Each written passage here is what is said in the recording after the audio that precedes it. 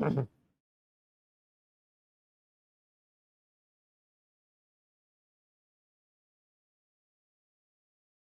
Students, a very good evening everyone. Welcome back to PW. कैसे हो आप सब? A very good evening to all of you. कैसे हो बच्चों? Am I audible and visible?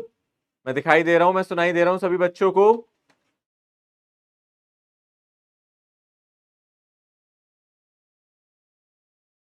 Good evening. Very good evening बच्चों। Good evening sir. Good evening. अस्सलाम वालेकुम सर। वालेकुम अस्सलाम बेटा। गुड इवनिंग सर जी, सत श्री अकाल। गुड इवनिंग, सत श्री अकाल। राम राम सर। राम राम बच्चों, Ram Ram. Good evening, very good evening all of you. Sir. Good evening sir. वालेकुम अस्सलाम। Good evening, good evening. अस्सलाम वालेकुम सर। वालेकुम अस्सलाम बच्चे, गुड इवनिंग।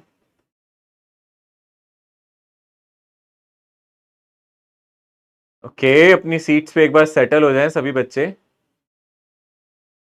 सब अपनी सीट्स पे बैठ जाएं। पिलानी में बच्चे एक ही बच्चा दिख रहा है मुझे, कहाँ है बाकी बाकी सारे?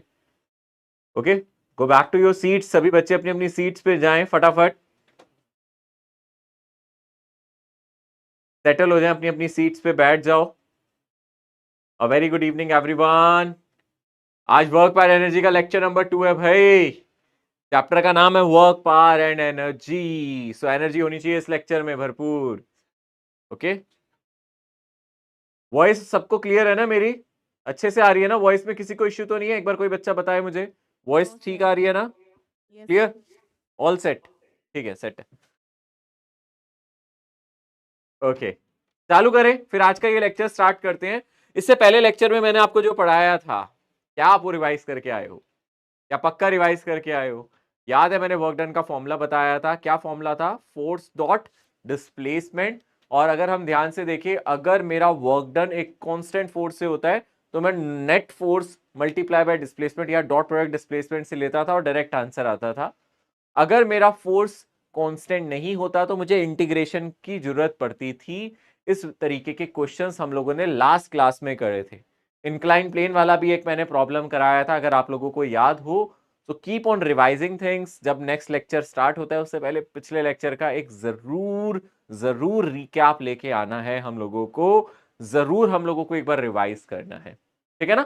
प्लस अभी लास्ट क्लास से पहले एक बच्चे ने पता नहीं, एक एनोनिमस, आई डोंट नो किसने कमेंट किया कि सर मेरे टेस्ट के क्वेश्चन नहीं हो रहे, क्या हम रेलिवेंट चीजें पढ़ भी रहे हैं या नहीं पढ़ रहे, है ना? सो अगर आपने रिवाइज नहीं किया, अगर आपसे टेस्ट के क्वेश्चन नहीं हुए, इसका मतलब ये नहीं है कि आप ये बोलो कि सर हम पढ़ नहीं, हमें पढ़ाया भी जा रहा है नहीं जा रहा। आप रेगुलर क्लासेस अटेंड करते हो, रेगुलर डीपीपी सॉल्व करते हो and do match your questions with your test paper. अगर मैं यहाँ एक एक टेस्ट का पेपर का क्वेश्चन मैच कराने लग गया नोट से तो फिर आपको फिर बहुत परेशानी होगी। फिर मैं एक एक क्वेश्चन मैच करवा सकता हूँ कि वो क्लास में पढ़ाया जाता है, ठीक है ना? So don't say those things in the comment section कि क्या हमने पढ़ा है। ये मत कहो, ये कहो कि सर प्रैक्टिस नहीं हुई या फिर हमसे टेस्ट में नहीं हो रहा। But don't ever comment like this कि सर ये हम लोगों ने पढ़ा ही नहीं, ये वो। मॉड्यूल की चीज़ें मैंने आपको पहले भी बोला है, मॉड्यूल में कुछ कंटेंट ऐसा है जो मैं नहीं पढ़ाऊंगा क्योंकि वो नीट के लिए नहीं है। आप चाहते हो मैं पढ़ा दूं तो मैं वो भी पढ़ा दूंगा, मेरे को कोई फर्क नहीं पड़ता है। बट अगर मैं आपको पहले दिन से एक चीज़ कहता आ रहा हूँ, जो चीज़ें आप लोगों के सिलेबस में है मैं सिर्फ वो पढ़ाऊंगा। और टेस्ट में आउट ऑफ सिलेबस कुछ नहीं आता है। आप टेस्ट के सॉल्यूशंस नहीं देख रहे, बस प्रॉब्लम ये है। जिस बच्चे को टेस्ट में दिक्कत आ रही है, मैंने कहा था कि टेस्ट में दिक्कत आती है जब हम 11th में आते हैं, थोड़ी सी प्रॉब्लम्स आती हैं, बट विद टाइम आपके टेस्ट इंप्रूव होते जाएंगे। बट आप लोगों को रेगुलरिटी मेंटेन रखनी पड़ेगी। तो ये सबसे परफेक्ट टाइम है जहां हमें पैनिक नहीं होना है और घबराना नहीं है। मैंने आपको पहले भी कहा था टेस्ट देने जरूरी है, चाहे मार्क्स अभी कम आ रहे हो, पर पैनिक नहीं होना है क्योंकि ये धीरे धीरे धीरे धीरे इंप्रूवमेंट की साइड पे जाता है। क्योंकि सिलेबस ज्यादा हो जाता है जब हम टेस्ट देते हैं। हम एक साथ केमिस्ट्री, फिजिक्स, मैथ्स, मैथ्स तो नहीं सॉरी, फिजिक्स, केमिस्ट्री, बायो सारे सब्जेक्ट्स का एक साथ देते हैं तो कई बार हम भूल जाते हैं कि टेस्ट में हम क्या अटेम्प्ट कर रहे हैं। इस वजह से, क्योंकि फिजिक्स सबसे out of all the subject सबसे टफ सब्जेक्ट आप लोगों के लिए जरूर होता है, इसलिए हमारे मार्क्स फिजिक्स पे कभी कभी कम रह जाते हैं। बट मैंने आपको कहा था शुरू से कि लास्ट तक आप लोगों को हर एक टेस्ट में बरकरार बने रहना है, प्लस रिवाइज करके सारे टेस्ट देने हैं, कोई प्रॉब्लम नहीं है। और जब एक बार टेस्ट हो जाए, मैंने आपको कहा था टेस्ट के सॉल्यूशंस भी आ जाते हैं, आप उसको भी जरूर देखें और फिर मैच करें क्या ये क्वेश्चन हमने क्लास में किया या नहीं।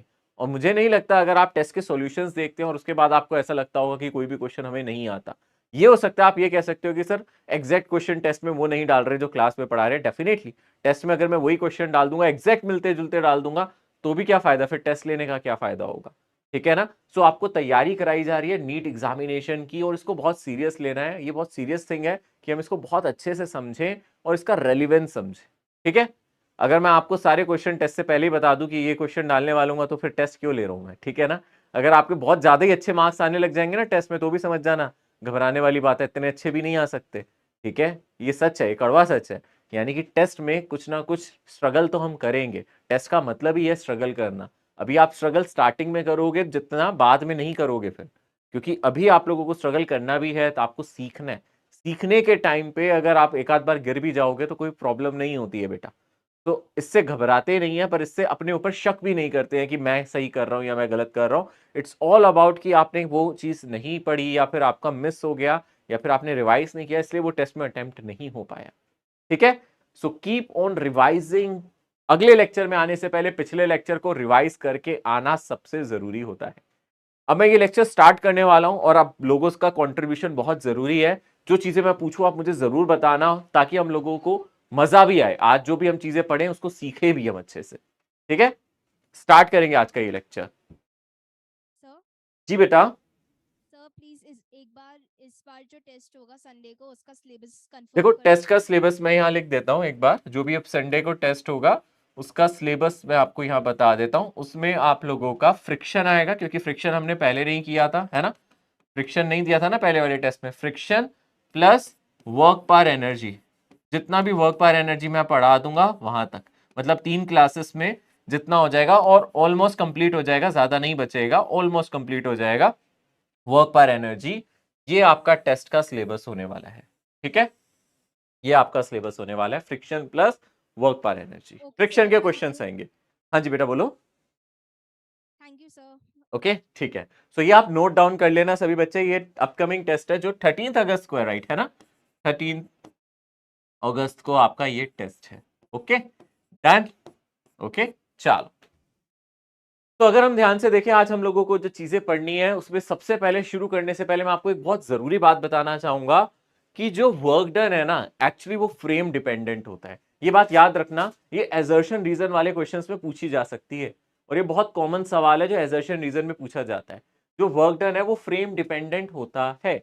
इसका क्या मतलब है, जरा अगर आप यहां ध्यान से देखो, बस बिल्कुल इसको देखते रहो, फील करो। बस नोट करने की भी कोई जरूरत नहीं है, सिर्फ फील करो। मुझे एक बात बताओ, आप जानते हो ना यहां mg नीचे की तरफ लगेगा, ये जानते हो ना, और नॉर्मल रिएक्शन ऐसे लगेगी, ये भी आप जानते हो ना। जानते हो, बिल्कुल जानते हैं। हाँ सर बिल्कुल जानते हैं। मान लो ये मास रेस्ट पे है, इंक्लाइन प्लेन के रिस्पेक्ट में रेस्ट पे है, और ये ट्रॉली आगे की तरफ मूव कर रही है विद वेलोसिटी v। ये मास रेस्ट पे पड़ा इंक्लाइन प्लेन में, और ट्रॉली आगे की तरफ मूव कर रही है v।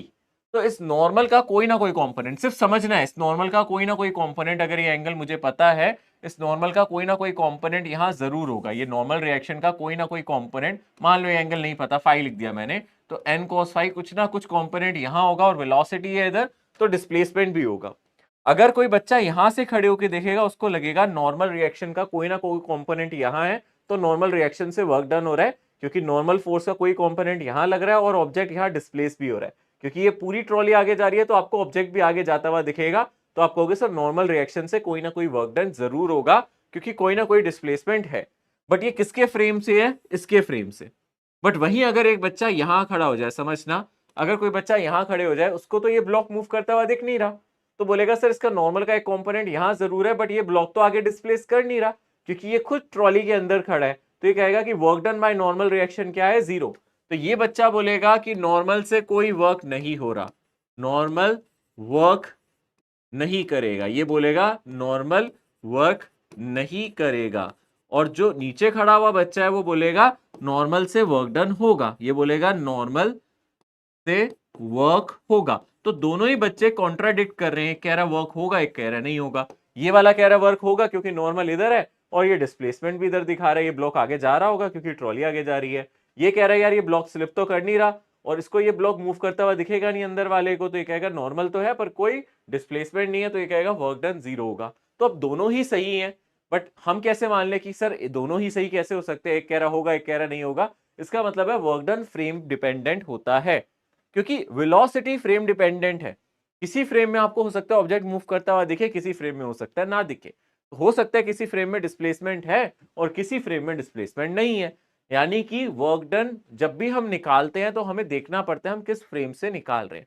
तो वर्क डन निकालते time we have to be careful कि हम कौन से फ्रेम से ऑब्जर्व कर रहे हैं। तो आपसे ये पूछा जा सकता है, इज इट पॉसिबल किसी फ्रेम में वर्क हो और दूसरे फ्रेम में ना हो? तो आप कहोगे yes, work done depends upon frame, है ना। तो आप यहां से बड़ा बड़ा स्टेटमेंट लिख सकते हो, work done depends on frame of reference. तो मैं यहां लिख देता हूं, work done depends on frame of reference, यानी कि ये रेफरेंस फ्रेम पे डिपेंड जरूर करेगा। तो यही क्वेश्चन आपसे आ सकता है, एक फ्रेम से वर्क डन 0 है, दूसरे फ्रेम से वर्क डन 0 नहीं है, इज इट पॉसिबल? हाँ, हो सकता है, क्योंकि मोशन इज फ्रेम डिपेंडेंट, तो work done is also frame dependent.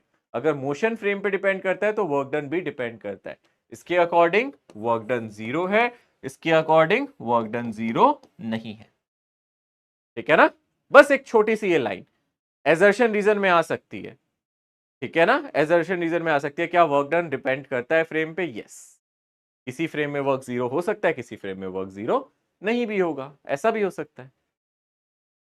ठीक है, छोटी सी लाइन है, बस इसको थोड़ा सा फील कर रहा है और इतना सा लिख देना, work done depends on frame, है ना। इट इज पॉसिबल कि एक फ्रेम में वर्क हो और एक फ्रेम में वर्क ना हो।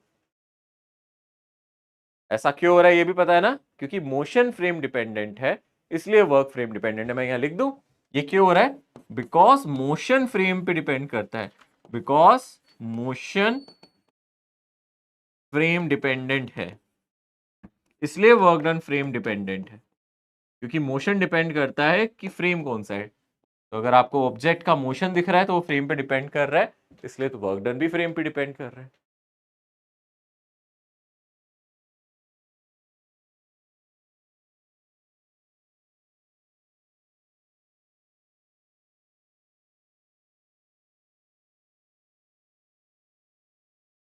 ठीक है, डन।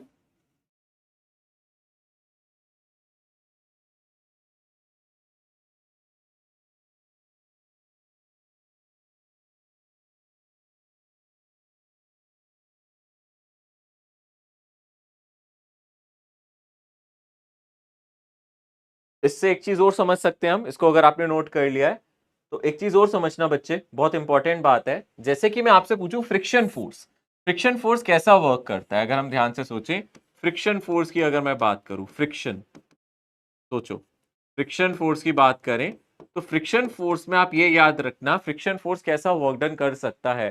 तो फ्रिक्शन फोर्स नेगेटिव भी कर सकता है, पॉजिटिव भी कर सकता है और जीरो भी कर सकता है। इन जनरल आपको लगता है कि सर फ्रिक्शन शायद नेगेटिव ही करेगा, क्योंकि अगर मैं ध्यान से देखूं, ये ऑब्जेक्ट आगे की तरफ जा रहा है, लेट अस से ये ऑब्जेक्ट आगे की तरफ जा रहा है और आप यहां से देख रहे हो, तो आप कहोगे सर ऑब्जेक्ट जा रहा है आगे और इस पे फ्रिक्शन लग रहा होगा पीछे। फ्रिक्शन कितना लग रहा होगा? म्यू इंटू नॉर्मल, है ना, और यहाँ नॉर्मल एन है और नीचे क्या है? mg। तो आप कहोगे सर फ्रिक्शन फोर्स और डिस्प्लेसमेंट दोनों अपोजिट डायरेक्शन में, डिस्प्लेसमेंट आगे फ्रिक्शन पीछे है, तो आप बोलोगे sir work done by friction क्या हो जाएगा? Minus friction force into displacement, है ना। तो आप बोलोगे minus mu M G into displacement. Sir ये होगा work done by friction force, ये होगा। तो आपको ऐसा लगेगा फ्रिक्शन फोर्स शायद सिर्फ नेगेटिव वर्क कर सकता है, बट ये सच नहीं है, फ्रिक्शन फोर्स पॉजिटिव वर्क भी कर सकता है।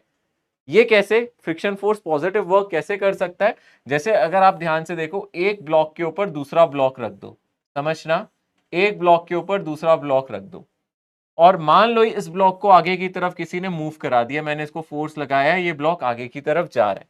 तो अगर इस ब्लॉक के ऊपर दूसरा ब्लॉक रखा है और ये ब्लॉक भी आगे बढ़ रहा है, तो ये आगे कैसे जा सकता है? इस पे तो कोई फोर्स लग नहीं रहा, इसको आगे जाने के लिए भी तो कोई फोर्स चाहिए। आपने सिर्फ नीचे वाले ब्लॉक को आगे धक्का मारा, क्या ऊपर वाला भी चला जाता है? कभी कभी ऐसा होता है, आप अपनी नोटबुक के ऊपर एक दूसरा अपना मोबाइल रखो, नोटबुक को आगे पीछे ले जाओ, तो मोबाइल भी तो जा रहा है आगे पीछे, वो कैसे जा रहा है? अगर मैं इस ब्लॉक को आगे की तरफ ले जा रहा हूं तो ये क्यों जा रहा है? ऊपर वाला क्यों जा रहा है?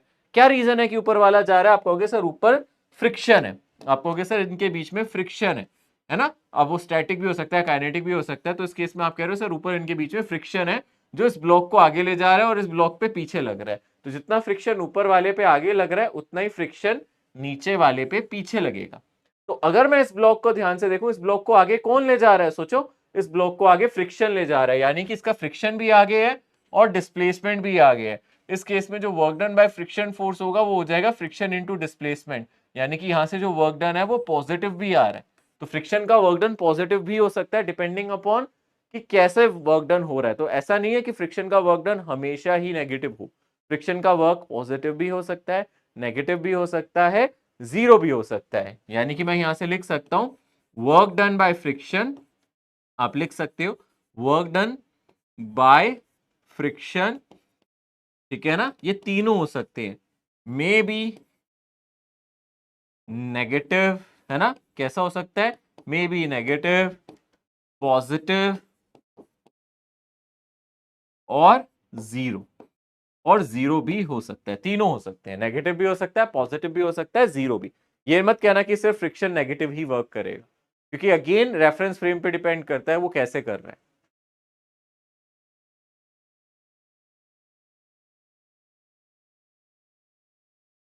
इस वाले केस में ऊपर वाले ब्लॉक को फ्रिक्शन आगे ले जा रहा है, इसलिए इसका वर्क डन फ्रिक्शन का कैसा हो गया है?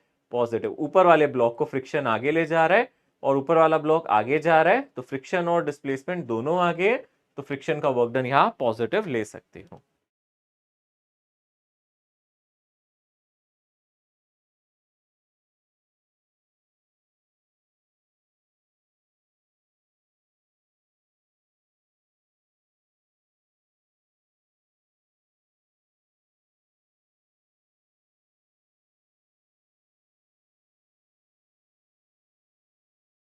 आगे बढ़ जाए, नोट कर लिया ये सभी ने?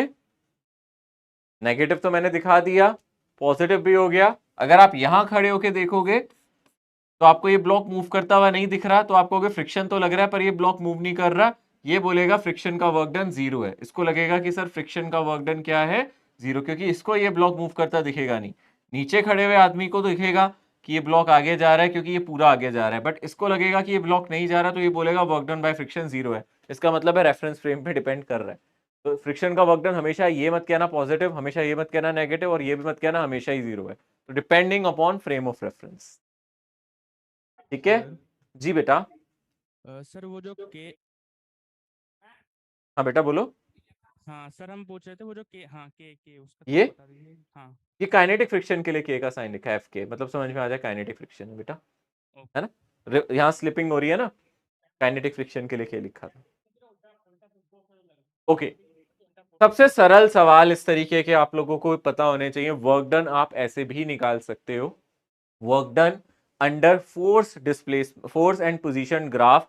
अगर आप निकालना चाहते हो फोर्स और पोजीशन ग्राफ से वर्क डन निकाल सकते हो। बेसिकली अगर आपको कभी भी फोर्स डिस्प्लेसमेंट ग्राफ दे दे तो आप इसके अंडर एरिया निकाल लो। तो फोर्स डिस्प्लेसमेंट ग्राफ के अंडर जो एरिया होता है that will give you work done, यानी कि इसके अंडर जो एरिया है that will give me this F F D x, आप इसको बोल सकते हो this is F D x. तो ये हमें क्या देगा? वर्क डन देगा।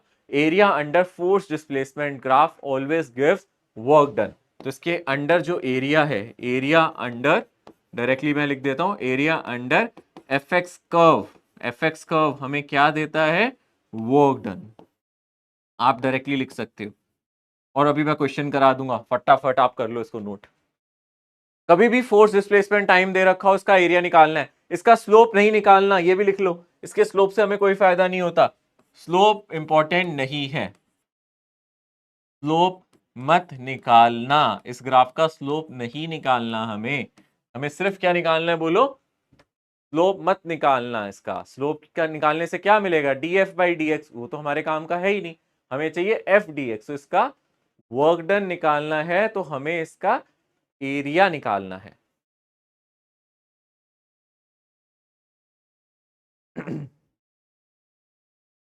एरिया, बस इतना ही लिख लो यार, एरिया निकालना है, एरिया एफ डी एक्स। ऐसे भी निकाल सकते हो, या फिर अगर आपको डायग्राम नजर आ रहा है आप डायग्राम से डायरेक्टली निकाल सकते हो, जैसे कि ये क्वेश्चन है। जल्दी से इसका आंसर कर सकते हो मुझे? बहुत आसान सा क्वेश्चन है, जल्दी से बताओ। Find the work done by the force till 4 metre in the given graph. जल्दी से फटाफट, बहुत आसान है। I am waiting for your answers, जल्दी से इसका जवाब दे दो। टाइमर लगाऊं क्या? अभी क्या answer? Very good, very good. चलो देखते हैं, सभी बच्चे ट्राई कर लो सभी। Area under force time graph, force position graph, sorry, area under force position graph या फोर्स डिस्प्लेसमेंट ग्राफ कितना आ रहा है? एरिया, यार अब एरिया तो निकाल सकते हो तुम, ये मत कहना अब एरिया नहीं आता। कैसे निकालेंगे एरिया ऑफ ट्रेपेजियम? जल्दी से बोलो। यहां से एरिया क्या हो जाएगा, है ना, area of trapezium half sum of parallel side. बेटा एक ये वाली साइड हो गई, ये कितनी हो गई देखो, ये कितनी हो गई, यहां से यहां तक ये कितनी हो गई 2, और यहां से लेके यहां तक ये साइड कितनी है देखो 4, है ना, तो 2 और 4, तो half sum of parallel side यानी कि 2 + 4, और हाइट कितनी है इसकी बोलो 10 है, तो ये कितना हो जाएगा 6/2 × 10, यानी कि ये कितना हो जाएगा 30 जूल्स। तो यहां से इसका आंसर कितना आ जाएगा बोलो 30 जूल्स। एरिया निकाल लोगे ना पक्का? निकाल लिया था आप लोगों ने? सही बताओ, मजाक तो नहीं है? हाँ जी बोलो। सर हम लोग का लाइन कट गई थी, थोड़ा फिर से बैक। कौन से उसमें? दरभंगा किस में बच्चे? Yes sir. 0 कौन सा है आपका बच्चे? सेंटर 05 05 में। तो जस्ट मैंने यहाँ ये बताया कि अगर आपको कभी भी फोर्स पोजीशन ग्राफ मिले, मैंने बस पीछे यही बताया है, इसका एरिया निकालना है, तो area under force position graph. हाँ जी, और पीछे। हाँ पहले ये देख ले बेटा, और पीछे भी चले जाएंगे। तो कभी भी आपको फोर्स पोजीशन ग्राफ दिखे, आप सबसे पहले इसका एरिया निकाल लो। Area under force position graph हमें क्या देता है? Work done. इसको लिख लो, area under force position graph हमें वर्क डन देगा, ठीक है। और यहाँ पे ये सवाल सबसे पहले सॉल्व कर लो, अगर लाइट गई भी थी तो कोई बात नहीं, पहले इस सवाल को कर लो। अगर हमें ये ग्राफ दे रखा है फोर्स पोजीशन ग्राफ, हम इसके अंडर एरिया निकाल लेंगे, ठीक है ना, हम क्या निकाल लेंगे इसके अंडर? एरिया निकाल लेंगे। तो ये हमें क्या देगा? Work done. पहले यहां तक नोट कर लो, जल्दी से फटाफट सभी बच्चे, थोड़ा हाथ तेज चलाना। सर एक बार लास्ट स्लाइड दिखा सकते हैं, वो वाला भी नोट कर ले। जो इससे पिछला वाला, सर इससे ये पिछले इससे भी जिसमें पीछे, फ्रिक्शन समझा रहे थे। ये सर ये वाला। हाँ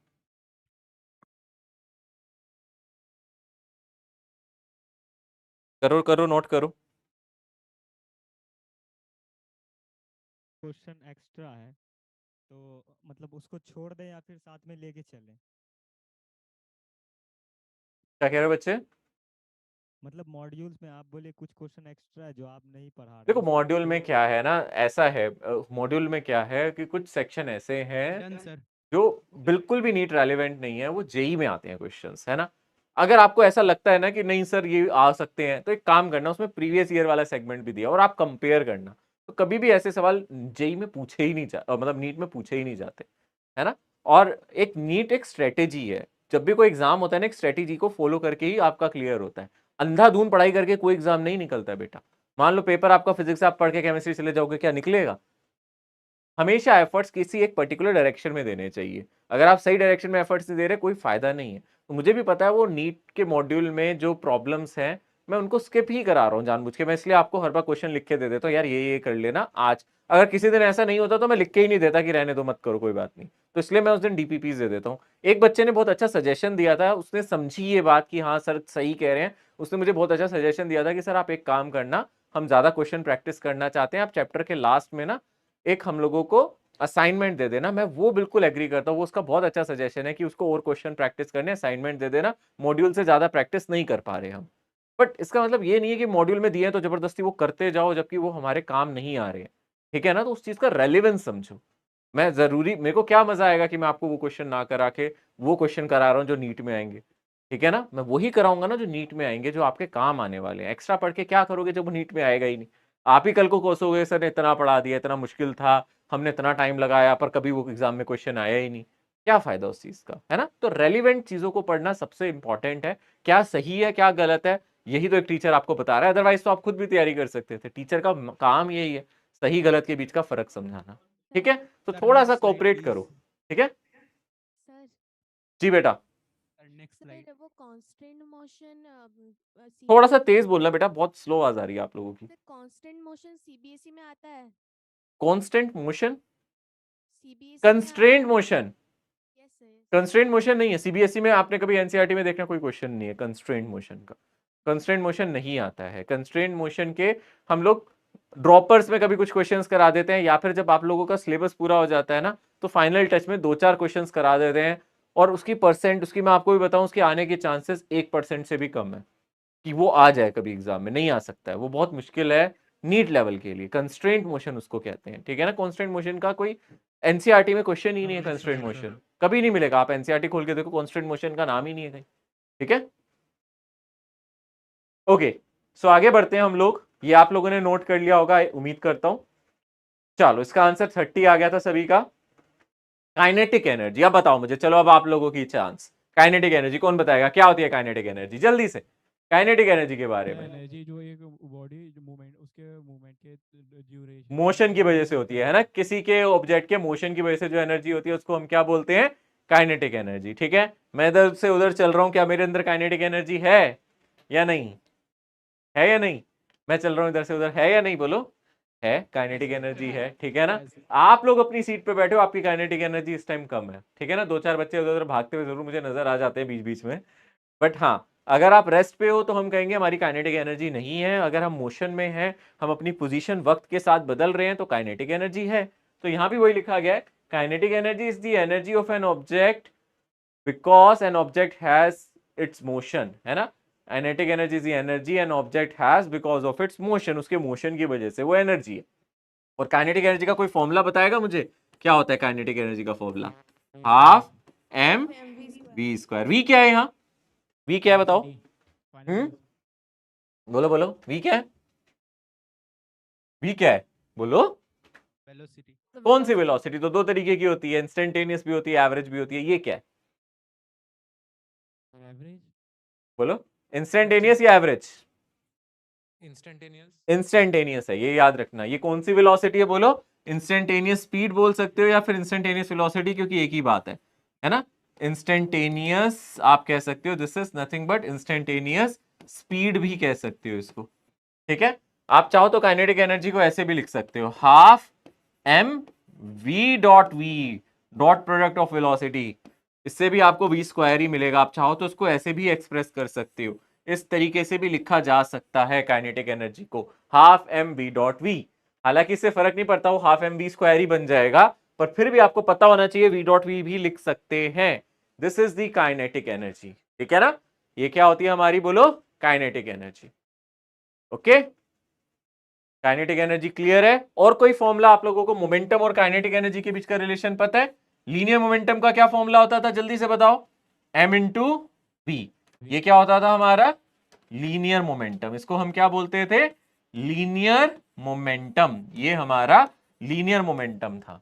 ये क्या है, मेरी काइनेटिक एनर्जी। कोई फॉर्मूला लीनियर मोमेंटम और काइनेटिक एनर्जी के बीच का, बोलो बोलो बोलो, क्या होता है, हाफ पीवी। Half PV.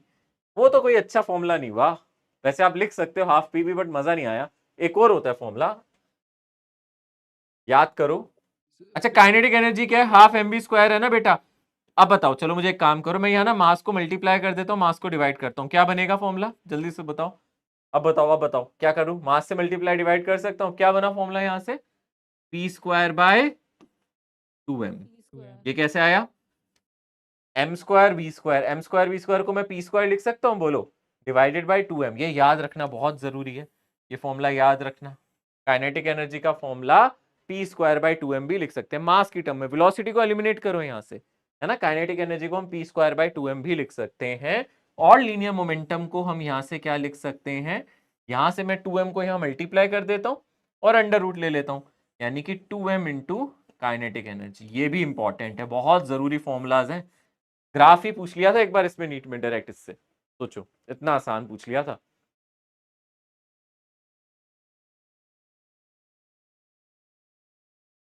अब मैं ग्राफ बनवाऊंगा इस पे सारे। एसआई यूनिट क्या होती है काइनेटिक एनर्जी की, कौन बताएगा मुझे, SI unit, sir joule, joule, है ना। वर्क की भी जूल, इसकी भी एसआई यूनिट की अगर मैं आपसे बात करूंगा तो एसआई यूनिट क्या होगी, joule. Dimension, dimension, dimension M L square T -2, ये डायमेंशन है इसकी। यही तो वर्क डन की डायमेंशन थी, यही हमारी काइनेटिक एनर्जी की डायमेंशन है। ठीक है ना, काइनेटिक एनर्जी की डायमेंशन, काइनेटिक एनर्जी की एसआई यूनिट, दोनों अच्छे से लिख लो बेटा। लिखो लिखो लिखो लिखो, जल्दी से लिखो। और अभी ग्राफ बनाने आप लोगों को, मैं ग्राफ बनवाऊंगा आप लोगों से, ठीक है ना। क्या हो गया, दरभंगा 05 में फ्रंट सीट पे आगे से राइट साइड पे सेकंड कोई बच्चा सो रहा है या फिर बैठा हुआ है आराम कर रहा है, क्या हुआ बेटा, लड़की को क्या हुआ, इसको तबीयत ठीक है? हाँ जी बेटा बोलो। हाँ कोई कुछ कह रहा था बीच में, बोलो। सर आपने m by m को डिवाइड क्यों किया? हाँ एक्चुअली ना क्या है बच्चे, काइनेटिक एनर्जी का formula half M we square है और मोमेंटम का मास इनटू वेलोसिटी। मैं इनके बीच का एक रिलेशन निकालना चाहता हूँ वेलोसिटी से इंडिपेंडेंट, मतलब वो स्पीड पे ना डिपेंड करे, क्योंकि मास एक कांस्टेंट चीज है। देखो अगर आपकी स्पीड बढ़ रही है या घट रही है तो काइनेटिक एनर्जी भी बदलेगी, स्पीड बढ़ रही है या घट रही है तो मोमेंटम भी बदलेगा, पर मास तो हमेशा फिक्स ही रहता है ना, मास तो चेंज नहीं होता ना ऑब्जेक्ट का, एग्री, मास नहीं चेंज होता ना। इसलिए हमने कहा कि हम काइनेटिक एनर्जी और मोमेंटम के बीच का एक रिश्ता निकालते हैं, एक रिलेशन निकालते हैं जो वेलोसिटी पे डिपेंड ना करे, मतलब काइनेटिक एनर्जी और मोमेंटम का 1-on-1 रिलेशन निकालना चाहते हैं। तो इसलिए मैंने क्या किया, यहाँ m से मल्टीप्लाई डिवाइड किया, तो ऊपर क्या बन गया m स्क्वायर b स्क्वायर, जिसको p स्क्वायर लिख दिया, नीचे बचा 2m। अब देखो काइनेटिक एनर्जी क्या आ गया, p स्क्वायर बाय 2m। बस इस फॉर्मूले में आपको कहीं वेलोसिटी नहीं नजर आ रहा है ना, वो आपने यहाँ एब्जॉर्ब कर लिया p में, ठीक है ना। तो there is a formula that relate kinetic energy, momentum and the mass, और this is the most important formula जो हम लोगों को याद रखना है, k is p square by 2m और p is equals to root 2m K, ठीक है। Yes sir, thank you sir. ठीक है, ओके चलो अब ग्राफ बनाते हैं, अब ग्राफ खेलते हैं, और अब देखता हूं किस किस को ग्राफ याद है, जो जो हम लोगों ने पढ़े हैं, क्या आप इन ग्राफ को याद रख पाए हो। अब आप लोगों को सबसे पहले ग्राफ बनाना है के वर्सेस वी का। चलो अपनी नोटबुक में बनाना चालू करो फटाफट, मुझे एक एक बच्चा ग्राफ बनाता हुआ नजर आ जाए, जो मुझे दिखा ना ग्राफ नहीं बना रहा फिर देख लेना, मैं पहुंच जाऊंगा वहीं सेंटर पे आज, ठीक है। यहाँ काइनेटिक एनर्जी, यहाँ पे मेरी वेलोसिटी, ठीक है। लग जाओ फटाफट, काइनेटिक एनर्जी वर्सेस वेलोसिटी। क्या लगता है, काइनेटिक एनर्जी का फॉर्मूला आप जानते हो, अरे काइनेटिक एनर्जी का फॉर्मूला आप जानते हो, हाफ एम वी स्क्वायर। कैसा लग रहा है, कैसा ग्राफ होना चाहिए, सोचो, बोलो बोलो बोलो बोलो। हाँ पैराबोला होना चाहिए, है ना, पैराबोला होना चाहिए। तो आप देख सकते हो काइनेटिक एनर्जी किस पे डिपेंड कर रही है, वी स्क्वायर पे, है ना। ऐसा ग्राफ हमने पढ़ा है, y is equals to x square का ग्राफ पढ़ा है, याद है, पढ़ाया था यार मैंने, है ना, पढ़ाया था ना। क्या बनता है, पैराबोला, है ना। कैसा पैराबोला बनना चाहिए, ऐसा पैराबोला बनना चाहिए, है ना, ये बनना चाहिए। बट क्योंकि यहाँ पे जो हम ले रहे हैं, हम इसको वेलोसिटी लेंगे तो पैराबोला बन सकता है दोनों साइड, बट अगर हम इसको स्पीड ले रहे हैं तो लेफ्ट साइड नहीं आएगा, तो हम सिर्फ एक ही साइड का बनाएंगे, ठीक है ना। तो हम सिर्फ इसी साइड बनाएंगे और ये इस तरीके से ग्राफ बनेगा और पैराबोला ही बनेगा। इस साइड भी बन सकता है अगर हम वेलोसिटी ले रहे हैं, बट अगर हम स्पीड ले रहे हैं तो इस साइड बनाएंगे, तो ये पैराबोला बनेगा, ठीक है। समझ में आ गया ये ग्राफ क्या है, पैराबोला। पढ़ाया है ना मैंने पैराबोला, ये मत कहना कि सर पैराबोला नहीं पढ़ाया, मैंने पढ़ाया है यार, मुझे याद आ रहा है, पक्का पढ़ाया है मैंने।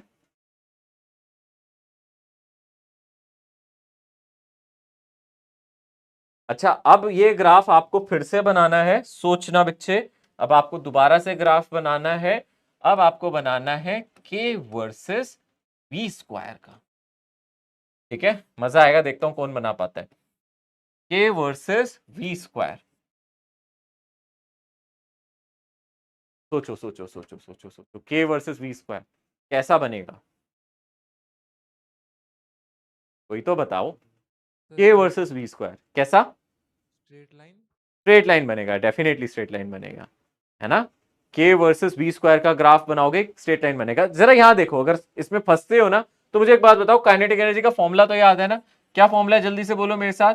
Sir half M we square है, ये है सर, ठीक है। अब आपको ग्राफ किस में बनाना है, यहाँ देखो के वर्सेस वी स्क्वायर, तो एक्स एक्सिस पे हमें क्या बोला है वी स्क्वायर, और वाई एक्सिस पे क्या बोला है के, तो हमें के और वी स्क्वायर में बनाना है ना। तो एक काम करो, थोड़ी देर के लिए वी स्क्वायर को एक्स मान लो, थोड़ी देर के लिए वी स्क्वायर को क्या मान लो, एक्स मान लो ना, क्या जा रहा है, मान लिया सर, ठीक है।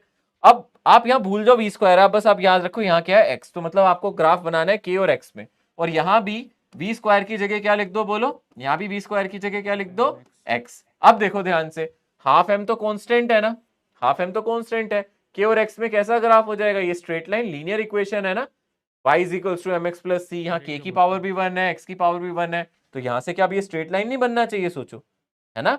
यानी कि k और x के बीच में जो ग्राफ बनेगा that will be the straight line. और ये जो क्वांटिटी x के साथ मल्टीप्लाई है ये क्या होती है हमारी, बोलो, इसको हम क्या कहते हैं, स्लोप। तो यानी कि इस ग्राफ का जो स्लोप होगा वो हो जाएगा मास डिवाइडेड बाई 2, यानी कि इस ग्राफ का जो स्लोप है वो है m डिवाइडेड बाई 2। m का मतलब यहां क्या है, मास है ना। इस ग्राफ का जो स्लोप है वो m/2 आएगा, देख सकते हो आप, इजीली देख सकते हो। हाँ पूछ सकते हो डाउट, अभी जल्दी से पूछो क्या डाउट आ रहा है। k और v स्क्वायर में बनाना है ना बेटा, देखो यहाँ k है यहाँ v स्क्वायर है। थोड़ी देर के लिए अगर आप कंफ्यूज हो रहे हो सर कैसे बनेगा, तो v स्क्वायर को x मान लो और यहाँ भी v स्क्वायर की जगह x लिख दो। और k और x में कैसा ग्राफ हो गया, बोलो, स्ट्रेट लाइन, क्योंकि k की पावर 1 है, x की पावर 1 है। स्ट्रेट लाइन पढ़ाया था ना, y is equal to mx plus c वाली इक्वेशन। यहाँ y इंटरसेप्ट है नहीं, c है नहीं, तो ये ग्राफ कहाँ से पास करेगा, ओरिजिन से। इसका स्लोप पॉजिटिव है क्योंकि m हमेशा पॉजिटिव होगा, इसलिए ग्राफ ऐसा बनेगा, इसका स्लोप होगा m/2। सर यहाँ पर ऐसा क्यों है थोड़ा सा तेज बोलना बच्चे, थोड़ा सा। सर यहाँ पर ऐसा क्यों है कि स्पीड वेलोसिटी रहेगा तो फिर दोनों तरफ जाएगा और स्पीड रहेगा तो सिर्फ एक ही तरफ पैराबोला, ऐसा क्यों? एक मिनट, थोड़ा वॉइस तेज करता हूँ, मेरी साइड से शायद वॉइस बहुत स्लो है, मुझे हल्की आ रही है। अभी आप एक बार रिपीट करना अपना। सर ऐसा क्यों है कि यहाँ पर अगर वेलोसिटी रहे तो दोनों तरफ पैराबोला, हाँ वो ये मैंने ये बोला था बेटा, अगर ये वेलोसिटी है। अब मुझे बताओ स्पीड कभी नेगेटिव होता है? नहीं, तो इसलिए फिर यहाँ देखो ये तो माइनस v एक्सिस होती ना बेटा, है ना। तो अगर मैं बोल रहा हूँ v मेरी स्पीड है तो वो तो नेगेटिव होगी नहीं, तो इस साइड ग्राफ आएगा ही नहीं सर, v तो नेगेटिव होता है नहीं। बट अगर वेलोसिटी होगी तो सर वेलोसिटी नेगेटिव होती है, तो ये ग्राफ यहाँ भी बन सकता है। आया समझ में? ओके सर, ठीक है ना। आपने m लिखा है ठीक, लेकिन फिर m/2 क्यों लिखा है? वो फॉर्मूले में है ना, काइनेटिक एनर्जी का फॉर्मूला क्या है, बोलो, हाफ m। आप पता है मैं कहाँ कंफ्यूज हो रहे हो, आप स्लोप को भी m से नोट करते थे, ये स्लोप वाला m नहीं है, ये मास वाला m। एक्चुअली आपको लिखना चाहिए slope is mass divided by 2, जो भी आपका मास है ना डिवाइडेड बाय 2 वो स्लोप आ रहा है। आया समझ में? हम स्लोप के लिए सिंबल m यूज कर लेते थे, बट ये जो m है ये स्लोप नहीं है बेटा, ये क्या है, m/2 स्लोप बन रहा है यहाँ। मतलब आप मास को किसी और सिंबल से लिख दो यार, एक काम करो कैपिटल M लिख देता हूँ, ठीक है। अब ठीक है, हाफ mv स्क्वायर। अब ठीक है, अब जो आपका स्लोप आ रहा है वो कैपिटल m/2 आ रहा है, ठीक है। आ रहा है समझ में? जो भी क्वेश्चन में आपको मास दिया होगा। 2 क्यों आ रहा है नीचे? तो यार काइनेटिक एनर्जी का फॉर्मूला है बेटा, half mv square kinetic energy का फॉर्मूला है। आपने ये इक्वेशन पढ़ी है स्ट्रेट लाइन की, बोलो y इज इक्वल्स टू, ये पढ़ेगा आपने स्लोप के लिए mx प्लस c पढ़ा है ना। तो आप इसे कंपेयर करो, k को कंपेयर करो y से, तो हमने k को y एक्सिस पे रखा है ना, और x एक्सिस पे मेरा ये x ही है। अब ये स्लोप को कंपेयर करो, ये किसके इक्वल आ रहा है, m/2 के इक्वल नहीं आ रहा, कंपेयर करो, आ रहा है ना। आगे बढ़ते हैं, चलो नेक्स्ट है बेटा। 1 मिनट मुझे देना, मैं जरा पीछे से वॉइस आपकी, आप बोल तो रहे हो बट मेरे को वॉइस बहुत कम आ रही है यार। 1 मिनट, वॉइस ना यहाँ बहुत कम आ रही है बाहर आउटपुट में, तो थोड़ा ठीक करना। बच्चा बोल रहा है ना तो मुझे बहुत कम आ रही है बेटा। 1 मिनट बोलना, आप कुछ बोलना। सर k वर्सेस v वाले है ग्राफ सर। में उसका स्लोप क्या फॉर्मूला जब देखना कम आ रही है ना बहुत ज्यादा बच्चे की, मेरे तक पहुंच ही नहीं रही है। अब सर 1 मिनट बेटा, आप बोलते रहो, आप थोड़ा सा बोलते रहो, क्योंकि आपकी वॉइस ना बहुत ही कम आ रही है मेरे पास। हाँ सर, हेलो हेलो, ये मेरी बढ़ रही है यहाँ से, तो आप बोलना बेटा, बोलना। हमारी अब उस साइड से दिक्कत है। हेलो हेलो हाँ थोड़ा माइक को पास रख के बोलो बेटा, यहाँ से ठीक है, आपकी तरफ से ही कम है। हेलो हाँ आप ठीक है, हाँ बोलो बोलो बोलो। Hello sir. जो क्वेश्चन पूछ रहा था वो बोले बस, बाकी सारे हेलो मत बोलो। क्वेश्चन पूछो बेटा, किसका था, जल्दी से बोलो। सर k वर्सेस v वाले ग्राफ में उसके स्लोप का फॉर्मूला क्या होगा? पैराबोला में कभी स्लोप ऐसे निकालते हैं, स्लोप तो बदलता रहता है ना। हाँ तो पैराबोला का स्लोप कांस्टेंट थोड़ा ना होता है, पैराबोला का स्लोप तो बदलता रहता है। अगर आप इस केस में स्लोप निकालना चाहते हो तो आपको dk/dv निकालना पड़ेगा। dk/dv आपको डिफरेंशिएट करना पड़ेगा, इसका डिफरेंशिएशन हमें स्लोप देगा। अगर आप इसको डिफरेंशिएट करोगे तो क्या आ जाएगा, m × v, तो इसका स्लोप mv होगा, ठीक है ना। इसका स्लोप क्या हो जाएगा, mv, ठीक है ना। इस ग्राफ का slope dk/dv dy/dx is the slope of the is the slope of a graph. तो यहाँ y एक्सिस पे k है, dk/dv करोगे तो mv आ जाएगा, इस ग्राफ का स्लोप mv होगा बेटा, ठीक है। बदलता रहेगा, जब स्पीड 0 है तो स्लोप 0 है, जैसे जैसे स्पीड बढ़ रही है इसका स्लोप बढ़ता जा रहा है, देखो स्लोप किस पे डिपेंड कर रहा है? v पे। MV ठीक है? by 2 होगा सर, क्या कह रहे हो बेटा? MV by 2 होगा वहाँ। MB बाई 2 नहीं होगा, 2 से 2 कट भी तो जाएगा, 2 MB आएगा, नीचे 2 भी तो है। डिफरेंशिएट करो ढंग से, पहले सही से डिफरेंशिएट करो। कितना आएगा बोलो? हाफ m, ऊपर का डिफरेंशिएशन 2b, 2 से 2 नहीं कटेगा, क्या आ जाएगा इसका स्लोप? MB आएगा। Okay sir. ठीक है? ओके, नेक्स्ट आप लोगों को यहां ग्राफ बनाना है काइनेटिक एनर्जी वर्सेस, यहां जो आपको ग्राफ बनाना है काइनेटिक एनर्जी वर्सेस मोमेंटम का। जल्दी से फटाफट ग्राफ बनाओ, जल्दी से।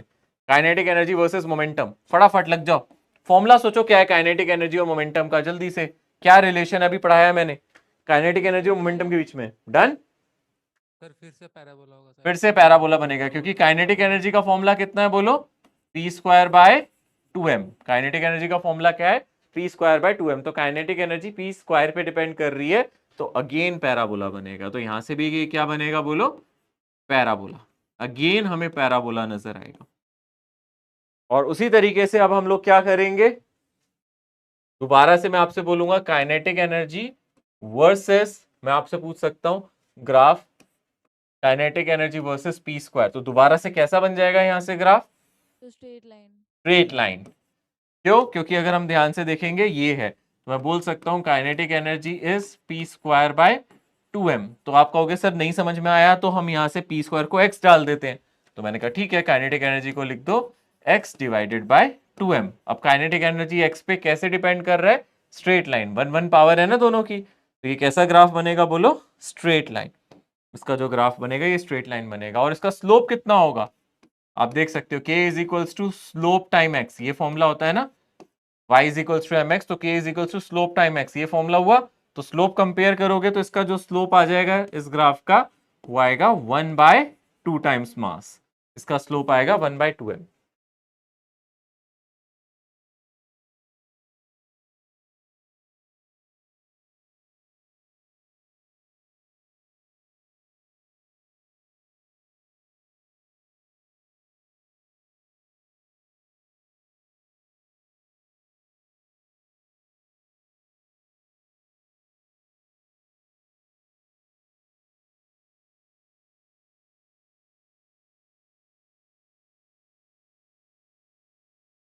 सर सर जी बेटा। सर जो सेकंड वाला है सर वो समझ में नहीं आया।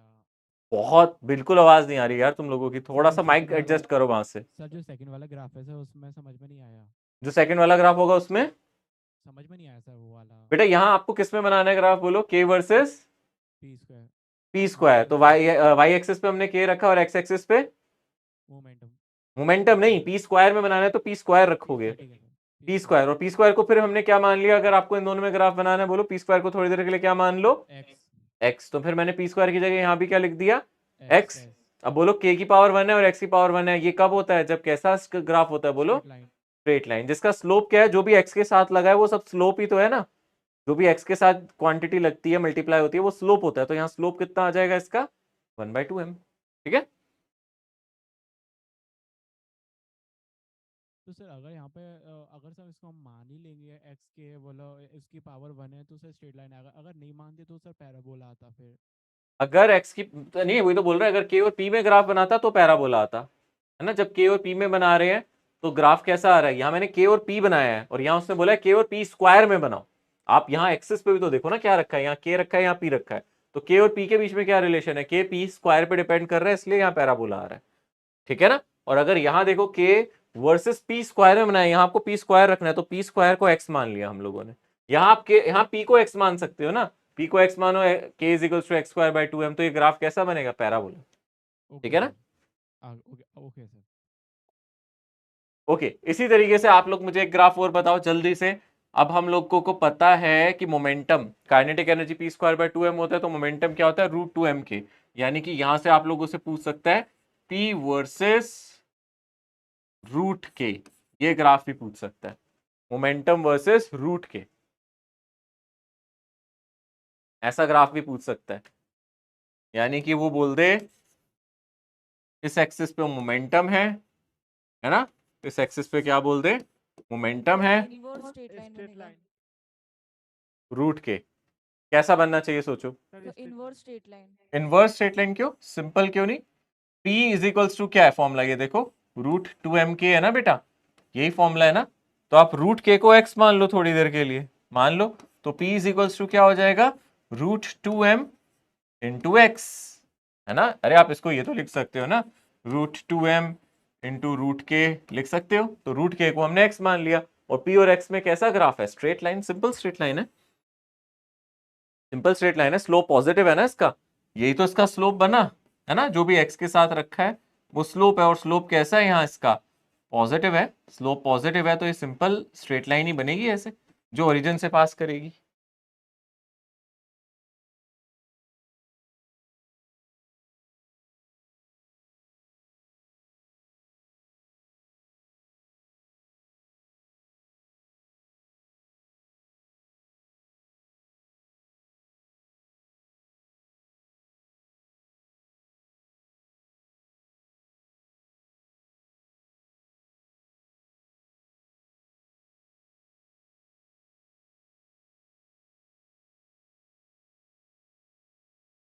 Done sir. डन, आगे बढ़े।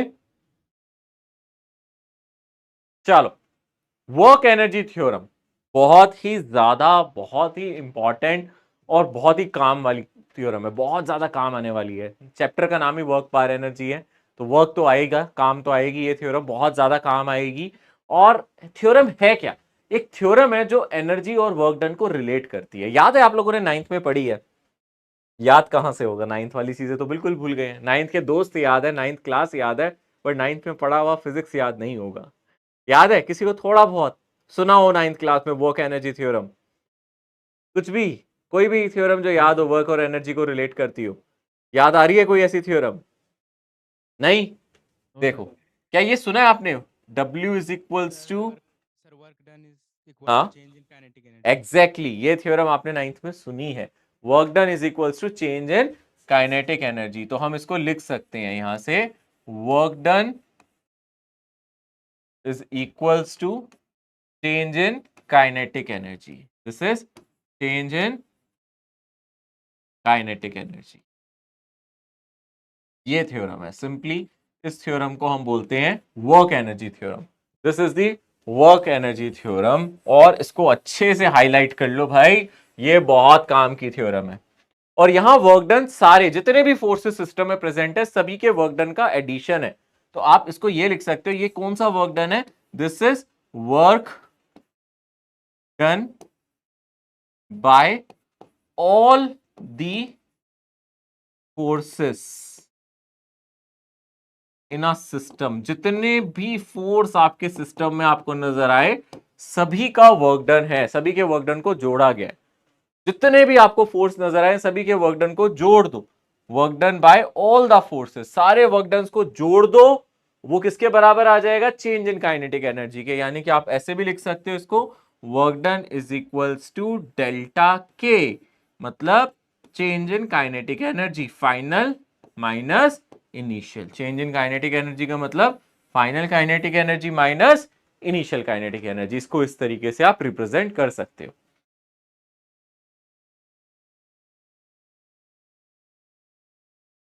ठीक है?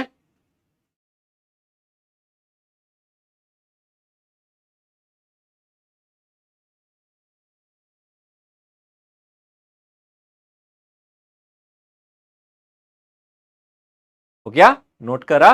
Work done bye all the forces in a system, जितने भी फोर्स हैं वो किसके इक्वल होगा? Change in kinetic energy. जितने भी फोर्स लग रहे हैं सभी का वर्क डन ऐड कर दो। डन। ओके, अब इस कंसेप्ट को यूज करके क्या ये सवाल सॉल्व किया जा सकता है? बैक स्लाइड देख लो, फटाफट लिखो, थोड़ा जल्दी नोट करना बेटा। Work done is equal to change in kinetic energy, और यहाँ वर्क डन कौन सा है? सारे फोर्सेस का वर्क डन है, वो final kinetic energy minus initial kinetic energy के इक्वल होता है। ठीक है? जी सर लिख लीजिए। अब यहां आओ, फटाफट इस क्वेश्चन को ट्राई करो, सिर्फ पहले ट्राई करो। ये मैं आपको टाइम देता हूं 1 मिनट का, आप सभी बस ट्राई करो। नहीं होगा तो मैं कराऊंगा। मजेदार क्वेश्चन है, बहुत प्यारा क्वेश्चन है, मजेदार क्वेश्चन है, करने में मजा भी आएगा। A force F is equals to 2t square is applied on a block of mass m as shown in the figure. Find the work done by the force in t naught second. Find the work done by force in T not second.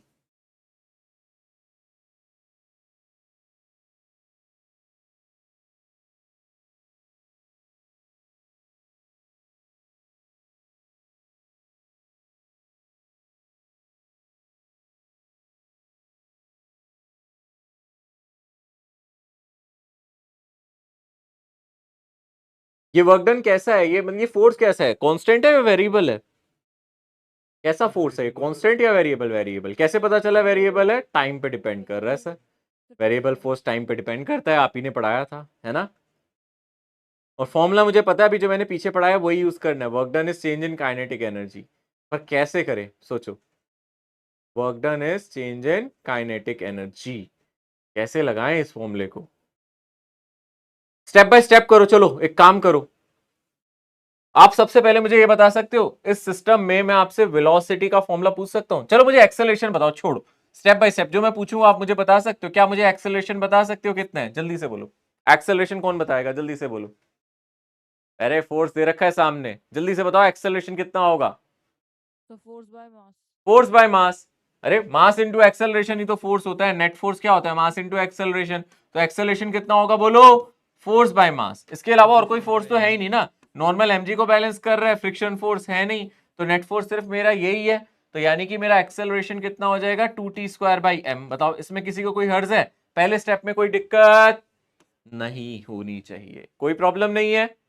अब बोलो, अगर आपके पास acceleration आ गया, क्या मैं dv/dt लिख सकता हूं एक्सेलरेशन को? बताओ मुझे, लिख सकता हूं? इससे वेलोसिटी आ जाएगी। क्या मैं dv/dt को एक्सेलरेशन लिख सकता हूं? यस और नो? लिख सकता हूं ना। इससे मैं क्या लिख सकता हूं? ये, यानी कि इसको इंटीग्रेट करूंगा तो वेलोसिटी आ जाएगी। यानी वेलोसिटी निकालने के लिए मुझे इसको इंटीग्रेट करना है। क्या इसको इंटीग्रेट करके बताओगे मुझे क्या आ रहा है? जल्दी से बता दो यार, मैं खुश हो जाऊंगा। बस इसका इंटीग्रेशन बताना है, इतना छोटा सा इंटीग्रेशन है। 2/m तो वैसे भी कांस्टेंट है, t² का इंटीग्रेशन पूछ रहा हूं, बहुत बड़ा नहीं कुछ पूछ लिया मैंने। 2t³/3। ठीक है ना। t² का इंटीग्रेशन नहीं बता पा रहे तो फिर डूब के मर जाओ भाई शर्म से। अभी t² का भी अभी तक इंटीग्रेशन नहीं आता तो बहुत शर्म वाली बात है कि आप पढ़ नहीं रहे हो। फिर ये मत कहा करो कि सर टेस्ट नहीं हो रहा, मतलब फिर आप पढ़ ही नहीं रहे हो। t² का इंटीग्रेशन t³/3, t² का इंटीग्रेशन t³/3 आएगा ना? जल्दी से बोलो कितना आएगा, बोलो। t³/3 बताओ। सर इसका आंसर ऑप्शन ए होगा क्या? ऑप्शन ए आ रहा है? हाँ ऑप्शन ए होगा। क्या आपको ये वेलोसिटी सबको समझ में आई? पहले मुझे यहां तक बताओ, पहला स्टेप दूसरा स्टेप। अब इसमें कुछ मुश्किल है? कोई मुश्किल नहीं है सर, एक्सेलरेशन निकालने में कोई मुश्किल नहीं थी। एक्सेलरेशन से वेलोसिटी निकालने के लिए इंटीग्रेट ही तो करना था, उसमें भी कोई मुश्किल नहीं थी। अब बताओ, अब हम लोगों ने थर्ड स्टेप में वर्क एनर्जी थ्योरम लगानी है। हमें वर्क डन ही तो चाहिए, और वो क्या होता है? चेंज इन काइनेटिक एनर्जी, है ना। मतलब final kinetic energy minus initial. Final kinetic energy का मतलब हाफ m फाइनल वेलोसिटी का स्क्वायर, इनिशियल का मतलब हाफ m इनिशियल वेलोसिटी का स्क्वायर। जल्दी से बताएगा कोई मुझे, इनिशियल वेलोसिटी कितनी आएगी? फॉर्मूला आपके सामने है। इनिशियल वेलोसिटी बता सकते हो मुझे? 0 आएगा। 0 आएगा, क्योंकि टाइम को 0 डाल दो। इनिशियल वेलोसिटी कितनी आ जाएगी? 0। मतलब इनिशियल वेलोसिटी का मतलब टाइम 0 डाल दो ना। और फाइनल वेलोसिटी के लिए टाइम कितना दिया है? t0। फाइनल वेलोसिटी के लिए टाइम कितना दिया है? t0। तो फाइनल वेलोसिटी कितनी आ जाएगी? ये आ जाएगी 2t0³ डिवाइडेड बाय 3m। अब क्या दिक्कत है? वर्क डन का फॉर्मूला आ गया, हाफ m और वेलोसिटी का स्क्वायर, यानी कि 2t0³ डिवाइडेड बाय 3m, और इसका स्क्वायर करना है। बताओ अब इसमें कोई प्रॉब्लम तो नहीं है। ये कितना आ जाएगा? m डिवाइडेड बाय 2, और यहां से आ जाएगा 4t0, यहां पावर 3 है और कितनी हो जाएगी? 3 2 जा 6 डिवाइडेड बाय 3 का स्क्वायर नीचे करोगे 9, और यहां से हो जाएगा m स्क्वायर। तो यहां से ये कितना आ जाएगा? 2 से ये 4 कट जाएगा, तो यहां से आ जाएगा 2t0 6, 2t0 6 डिवाइडेड बाय कितना आ जाएगा? 9m। क्या यही आंसर आ रहा है? 2t0 6 divided by 9m। Sir मैंने एक दूसरे मेथड से किया था, आप वो एक बार रिव्यू कर सकते हैं हाँ उसको? बेटा बोलो बोलो, वेरी गुड, सर बताओ। जैसे पिछले चैप्टर में हमने पढ़ा था F=dp/dt, तो वहां से मैंने चेंज इन मोमेंटम निकाल लिया 2t³/3। फिर वही आपने बताया था काइनेटिक एनर्जी p²/2m, वहां से आंसर आ गया। वो भी तरीका सही है, उससे भी कर सकते हो। ओके आपने सर। यहाँ f को dp/dt रख दिया, इंटीग्रेट करके डायरेक्टली आपने वो कर दिया, फिर p²/2m से निकाल लिया, वो भी ठीक हाँ है। सर। वो भी ठीक है, ओके सर। उसमें भी कोई दिक्कत नहीं। Very good. 10 तरीके हो सकते हैं क्वेश्चन को करने के, पर आपको करना है एटलीस्ट।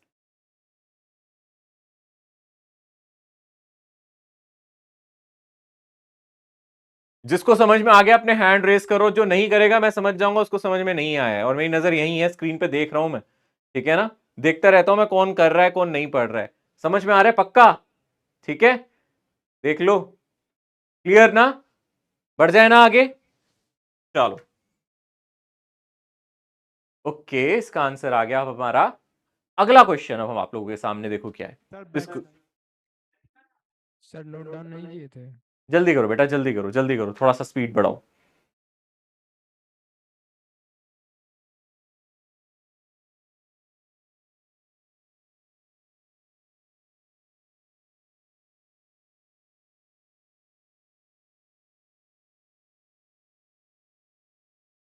सर जी बेटा, हम लोग जब सर वहाँ पे मतलब इंटीग्रेट किए तो सर हम लोग लिमिट क्यों नहीं लगाए? लिमिट लगा सकते हो, उसमें कोई प्रॉब्लम नहीं है। अगर आप लिमिट लगाना भी चाहो तो भी लगा दोगे। अगर मैं डीवी में लिमिट लगाऊंगा, अगर आप यहां से लगाओगे डीवी में, तो क्या आ जाएगी, 0 से भी आ जाएगी लिमिट, और राइट साइड में भी टाइम 0 से टी नॉट आ जाएगा, कोई फर्क नहीं पड़ेगा, क्योंकि इनिशियल लिमिट 0 ही है ना, तो कोई फर्क नहीं पड़ता लिमिट लगाने से। ठीक है, ओके सर। अगर कुछ इनिशियल वैल्यू दे रखी होती तो लिमिट से फर्क पड़ता, बट यहां नहीं पड़ेगा बेटा।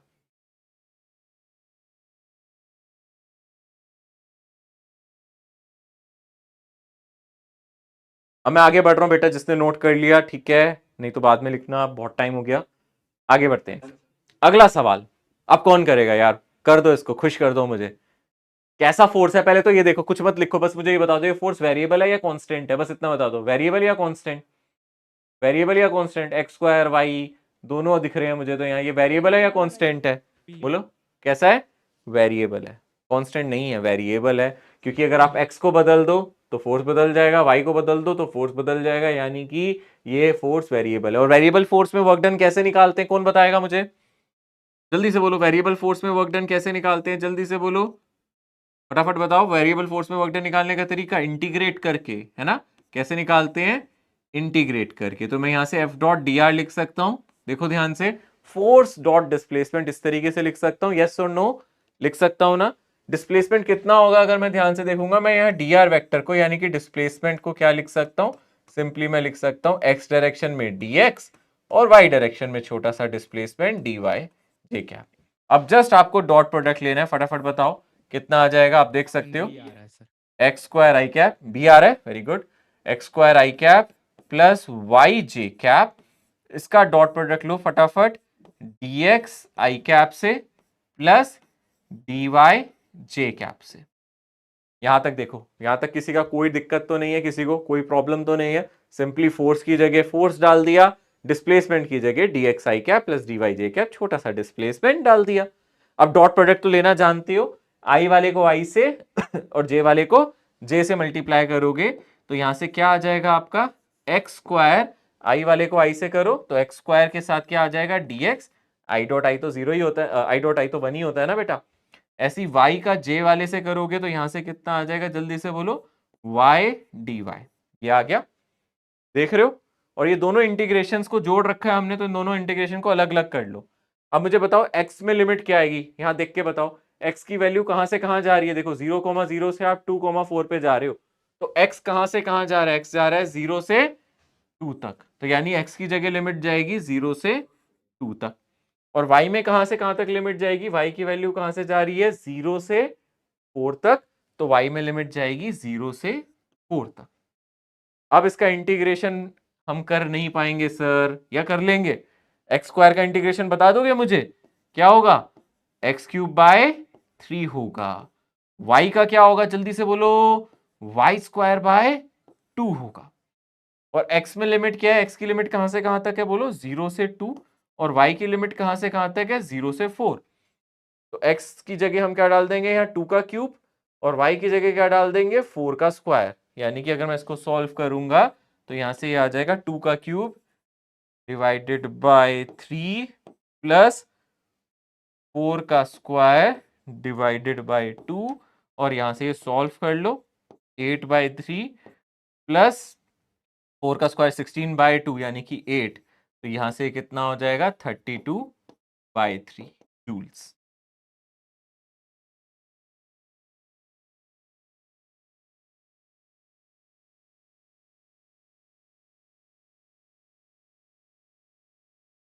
जल्दी से इसको नोट करेंगे।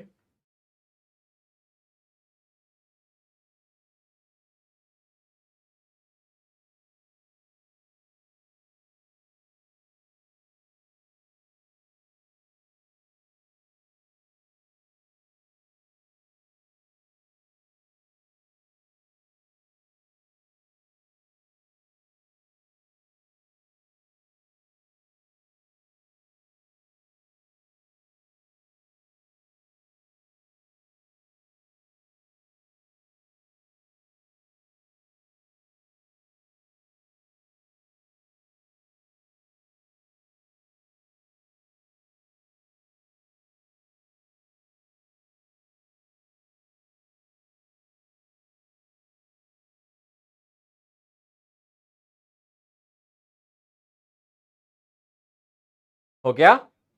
Note down. Done sir. बाकी सब जल्दी से एक बार देख लो फटाफट, फिर मैं बदल दूंगा, फिर वापस नहीं आएंगे हम इस स्लाइड पे। जल्दी से करो, फास्ट, क्विकली। समझ में भी आ रहा है, सिर्फ लिख रहे हो, समझना भी है। इंटीग्रेशन बहुत आसान है, एक्स स्क्वायर का एक्स क्यूब बाय 3, वाई का वाई स्क्वायर बाय 2, है ना?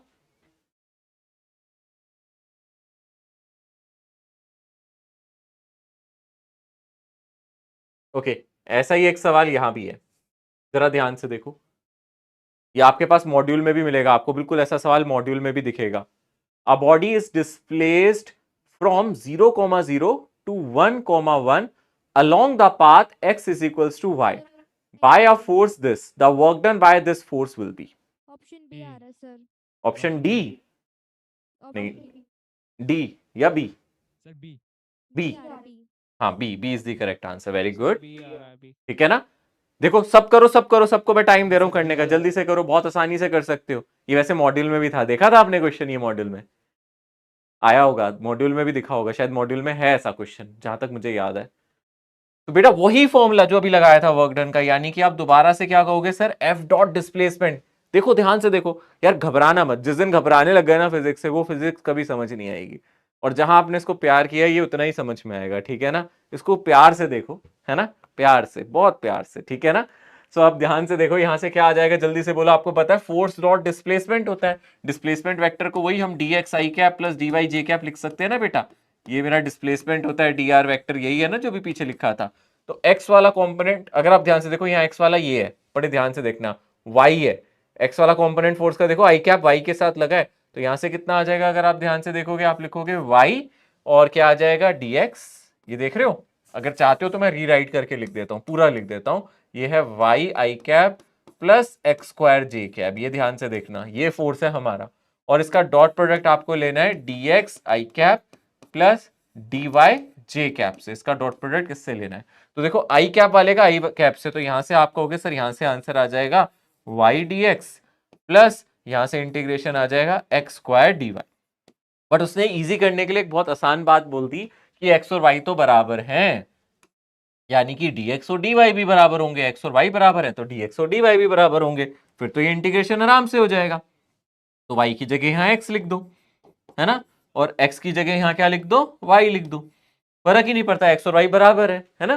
तो y की जगह मैंने x लिख दिया और x की जगह यहां y लिख दिया। अब आपको पता है x की वैल्यू कहां से जा रही है? 0 से 1, y की वैल्यू 0 से 1, यानी लिमिट 0 to 1 और यहां भी 0 to 1। अब तो इजी हो गया, x का इंटीग्रेशन आप जानते हो, एक्स स्क्वायर बाई 2 हो जाएगा। y का इंटीग्रेशन आप जानते हो, यहां से क्या हो जाएगा? y क्यूब बाई 3, और इसमें भी लिमिट 0 to 1 है और इसमें भी लिमिट 0 to 1 है। तो यहां से कितना आ जाएगा 0 to 1 में? 1 का स्क्वायर बाई 2 प्लस 1 का क्यूब बाई 3। अब आप बता सकते हो आंसर कितना आएगा? एलसीएम विल बी 6, है ना? और यहां से आ जाएगा 3 + 2 यानी कि 5/6। तो इसका आंसर आएगा ये वाला option, option B. Very good, जिसने भी पहले बी बताया था बहुत अच्छा।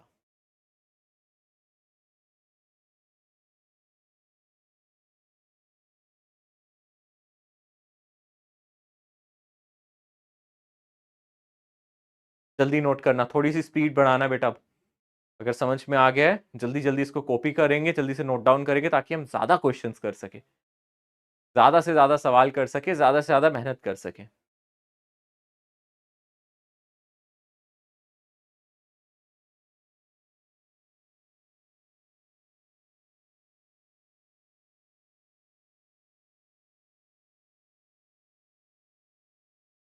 Sir done. Done, very good. जल्दी से बाकी बच्चे भी फटाफट 10 सेकंड्स और दे रहा हूं मैं, फटाफट नोट कर लो बेटा, लिख लिया करो, समझा करो और फटाफट नोट कर लिया करो। और कुछ रह भी जाता है तो बाद में नोट्स आते हैं उसमें से लिख लिया करो बेटा। बढ़ जाएं आगे, क्योंकि इतना इंटीग्रेशन तो आपको करना आना भी चाहिए बेटा, इतना आना भी चाहिए आपको। मैं आगे बढ़ रहा हूं, एक्सपेक्ट कर रहा हूं अगर समझ में आ गया तो आप खुद भी लिख सकते हो ये। Yes sir. ठीक है, ओके। अगला सवाल आप लोगों के सामने, सभी को पहले ट्राई करना है, सभी मुझे यहां काम करते हुए नजर आ जाएं। कुछ भी नहीं आता होगा तो भी कुछ ना कुछ तो लिख के आओगे एग्जाम में, देखना चाहता हूं आप कितनी कोशिश कर रहे हो।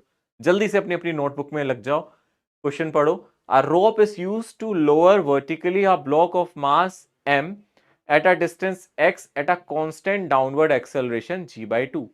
Work done by rope on the block is. पहला पर्पस है क्वेश्चन को समझना, उसका सही इंटरप्रिटेशन करना, डायग्राम बनाना। सेकंड चीज है सॉल्व करना। तो पहला काम सब सोचो ये क्या कह रहा है क्वेश्चन में, क्या बोल रहा है। क्वेश्चन को मतलब समझने की कोशिश करो, जब तक जूझोगे नहीं तब तक सीखोगे नहीं। बी अ फाइटर, समझो, कोशिश करो, लड़ो। क्या कह रहा है क्वेश्चन, क्या बोलना चाह रहा है। बोल सकते हैं sir option C. Option C is correct answer, but क्या है जिसको समझ नहीं आया मैं उससे बात कर रहा हूं डायरेक्टली, जिसको समझ ही नहीं आया क्वेश्चन क्या है। ठीक है, ओके। तो सबसे पहले मैं ये करता हूं, पहले इसका डायग्राम बनाता हूं और आप सोचो क्या ये नहीं कह रहा, वो कह रहा है एक रोप है, it is use to lower vertically down a block of mass m। तो एक रस्सी से एक मास को हमने बांधा है और वो मास क्या है m। उसने बोला है एक रस्सी से हमने एक मास को बांधा है, वो m है। उसको कह रहा है लोअर वर्टिकली डाउनवर्ड, और इसको हम नीचे ले जा रहे हैं।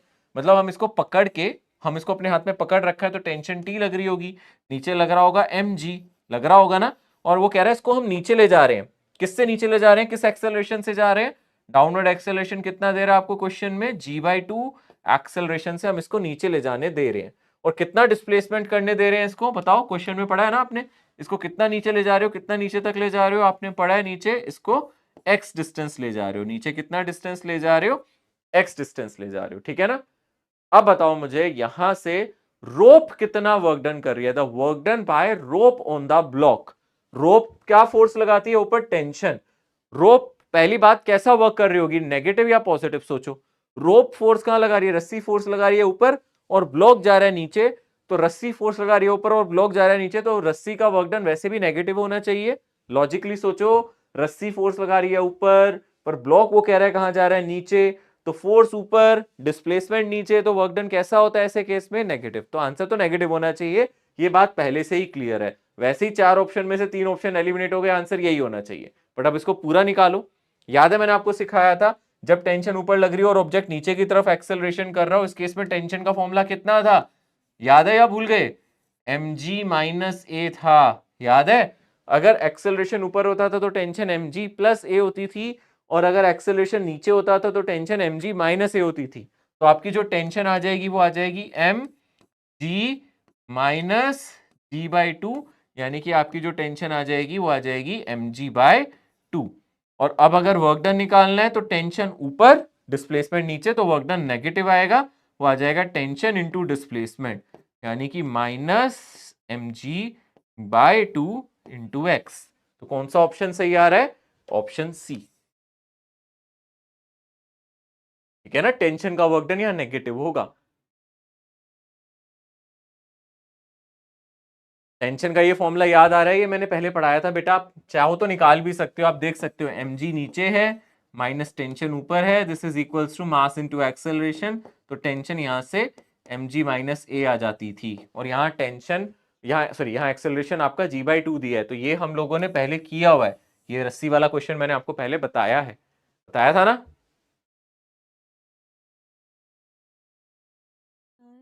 जी बेटा, सर हम F equal to m a लिखे कर सकते हैं। F इजिकल्स टू ma कभी भी नहीं होता, net force equals to ma लिखा करो बच्चे। तो अब मुझे एक बात बताओ, ये ब्लॉक क्या है, ये ब्लॉक नीचे जा रहा है या ऊपर, बस इतना बताओ। नीचे। नीचे जा रहा है, तो इस पे 2 फोर्स लग रहे हैं, ऊपर टेंशन और नीचे mg, कौन सा बड़ा होगा? टेंशन।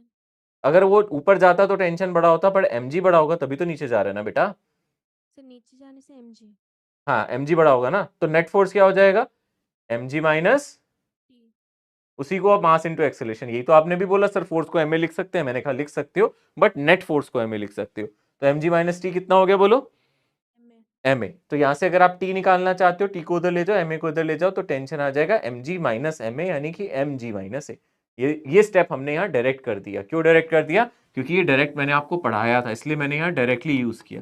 और आपको भी अच्छा बच्चा बनना है, एग्जाम में अच्छा स्कोर करना है, तो आपको ये डायरेक्टली याद होना चाहिए। रस्सी अगर ऊपर जाती है तो टेंशन mg प्लस ए, और रस्सी नीचे आती है तो टेंशन mg माइनस ए, ताकि आप ये स्टेप बचा सको एग्जाम में। आया समझ में?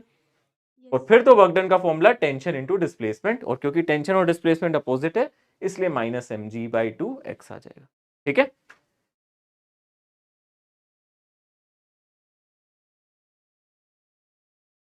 बड़े आगे, क्लियर है? यहां तक माहौल सेट है एकदम? ठीक है, आज थोड़ा मामला गरमाया सा लग रहा है ना? ये मैंने देखा है ज्यादातर मंडे वाली क्लास में दिक्कत होती है, क्योंकि हम क्यों हो रही है, ये वेंसडे का रिवाइज नहीं करते हम लोग। मंडे आने में 3-4 दिन का गैप पड़ जाता है, रिवीजन के बिना क्लास में आ रहे हैं, ये सबसे बड़ी गलती कर रहे हैं। मैं आपको स्टार्टिंग से कह रहा हूं, कोशिश करो यार आधा घंटा दो चाहे पर रिवाइज करके आओ। ठीक है, आपके लिए बहुत अच्छा रहेगा, आपको मजा आएगा।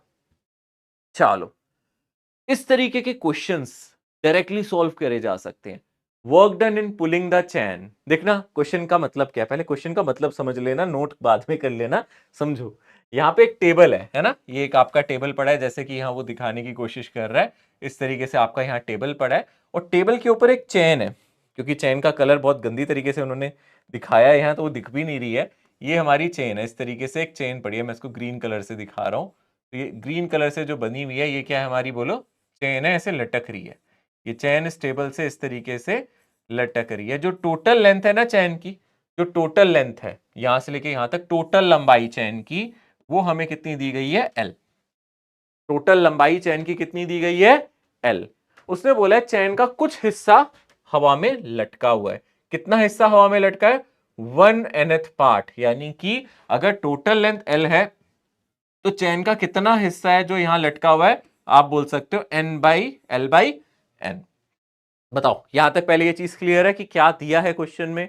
पूरी चैन का कुछ हिस्सा लटका हुआ है। कितना लटका हुआ है? 1/nth पार्ट, यानी कि अगर टोटल लेंथ L है तो L/n पार्ट, L/n लेंथ इसकी लटकी हुई है। जैसे वो क्वेश्चन में बोल सकता है 1/4 भाग लटका हुआ है, 1/4 पार्ट लटका हुआ है, तो आप बोलोगे L/4 हवा में है, बाकी 3L/4 टेबल पे होगा। ठीक है ना? यहां तक कोई डाउट नहीं है ना किसी को? कोई प्रॉब्लम नहीं है? क्वेश्चन तो समझ में आया एटलीस्ट, यही बहुत बड़ी बात है, क्वेश्चन समझ में आ रहा है अभी तक हमें। अब मुझे कोई बता सकता है इस पूरी चेन का अगर मास मैं m बोल दूं, मास ऑफ चेन अगर मैं m बोल दूं, मास ऑफ चेन अगर मैं बोल दूं कितनी है? m है, तो ये लटके हुए हिस्से का मास कितना होगा? कौन बताएगा? अच्छा, अगर आधी चेन टेबल पे होती, आधी लटकी होती, तो कितना मास हवा में होता? तो कैसे करते? तो यहाँ पे होगा m/n। यहाँ पे m/n होगा। अगर मैं आपसे सिंपल पूछूं, अगर आधी चेन टेबल पे होती और आधी लटकी होती, तो आधी चेन का मास कितना होता? m/2, है ना? अगर 1/4 लटकी होती तो मास कितना होता? m/4। अगर 1/8 लटकी होती तो मास क्या होता? 1/8। तो यहां अगर मैं बोल रहा हूं 1/nth पार्ट लटका हुआ है, यानी कि जो चैन लटकी हुई है उसकी लेंथ L/n है, जितनी लेंथ यहां लटकी हुई है वो लेंथ L/n है, तो इसका मास कितना होगा? ये लटकी हुई चेन का मास कितना होगा? इसका मास सिंपली कितना हो जाएगा? आप बोल सकते हो अच्छा m/n हो जाएगा, इसमें कौन सी बड़ी बात है? कितना हो जाएगा बोलो? m/n हो जाएगा। याद रहेगा इसका मास कितना है? m/n। अब ऐसी चेन को, क्वेश्चन ये आता है, इस चेन को ना धीरे धीरे धीरे धीरे धीरे धीरे धीरे धीरे धीरे उठा के टेबल पे रखना है। इस चेन को धीरे धीरे धीरे धीरे उठा के पूरी चेन को कहां रखना है? टेबल पे रखना है। तो कितना मिनिमम वर्क डन करना पड़ेगा, है ना? यानी कि चेन को उठाना है ना, चेन को उठा के टेबल पे रखना, चेन को उठा के टेबल पे रखना है, टेबल पर रखो, है ना? चेन को उठा के टेबल पे रखो, और वो पूछ रहा है मिनिमम वर्क डन कितना करना पड़ेगा। इसमें हमें कितना मिनिमम वर्क डन करना पड़ेगा, कितना आपकी मेहनत करनी पड़ेगी रखने के लिए।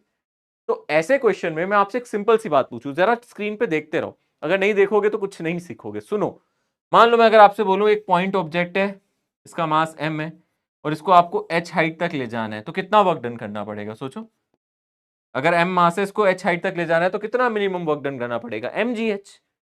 देखो ग्रेविटी इसको नीचे खींच रही है, आप ग्रेविटी के अगेंस्ट कितना वर्क डन करोगे? बोलो mgh। कितना वर्क डन करोगे? बोलो mgh, क्योंकि ग्रेविटी नीचे लग रही होगी ना, इस पे ग्रेविटी नीचे लग रही होगी mg, और आप ऊपर ले जा रहे हो h, तो आपको भी mg फोर्स ऊपर लगाना पड़ेगा इसको ऊपर ले जाने के लिए। तो कितना वर्क डन करना पड़ता? बोलो mgh। ये पेन है, इस पेन को अगर मुझे h हाइट तक ले जाना है तो मुझे कितना वर्क डन करना पड़ेगा? mgh, ठीक है ना। बट ये पॉइंट मास था, पॉइंट मास को यहां तक ले जाने में वर्क डन करना पड़ता है mgh। बट अब हमारे केस में पॉइंट मास नहीं है, पूरी चेन है। आप देख सकते हो हमारे केस में हम कहेंगे सर ये पॉइंट मास थोड़ा ना, यहाँ तो पूरी चेन है, तो यहाँ पॉइंट मास की बात नहीं है। पॉइंट मास होता तो mgh वर्क डन करना पड़ता, बट यहाँ क्योंकि पूरी चेन है और पूरी चेन का कुछ ना कुछ मास होगा, ये पूरी चेन को आपको ऐसे उठाना है। आप कहोगे सर फिर कैसे करेंगे? इस पूरी चेन में हर जगह मास होगा, सारे मासेस की हाइट अलग अलग है। ऐसे केस में हम क्या करते हैं, इसका कुछ ना कुछ मास एज्यूम कर लेते हैं, सारा का सारा इसके सेंटर पे, यानी कि इसके सेंटर पे मैं मान लूंगा इसका सारा मास है। यानी कि मैं ये कहूंगा कि मैं पूरी चेन को भुला देता हूं, भूल जाओ यार चेन है, भूल जाओ कि चेन है, आप कहो कि अच्छा मैं ये मान के चलता हूं कि मैं सारा मास कहां मान के चल रहा हूं, इस पूरी चेन का मास कहां मान के चल रहा हूं? इसके सेंटर पे।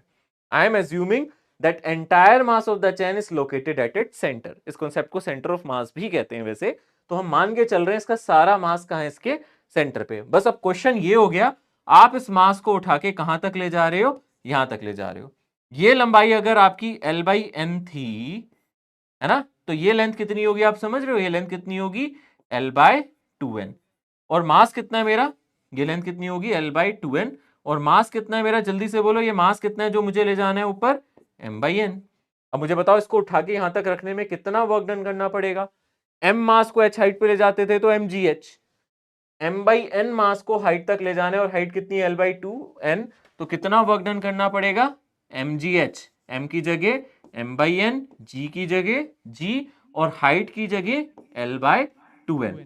तो क्या यही फॉर्मूला आ जाएगा जो ऊपर लिखा हुआ है? आप चाहो तो इसको रट सकते हो, चाहो तो इसको रट सकते हो, अगर आपको लगता है कि सर मुझे रटना है, नहीं समझना।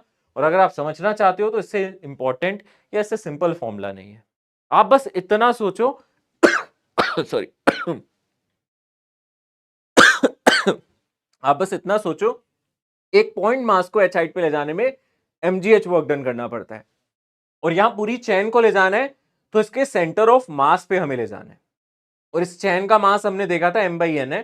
तो आप भूल जाओ पूरी चेन है, आप सोचो जमीन से m/n मास को उठा के हमें इसकी आधी लेंथ तक ले जाना है, इतना ही वर्क डन करना पड़ता है चेन को यहां से यहां तक ले जाने में, सेम ही वर्क डन करना पड़ता है। तो हमने क्या किया? mgh ही डाला, m की जगह m/n, g की जगह g और h की जगह l/2n। तो क्या यही फॉर्मूला आ जाएगा? mgl/2n²।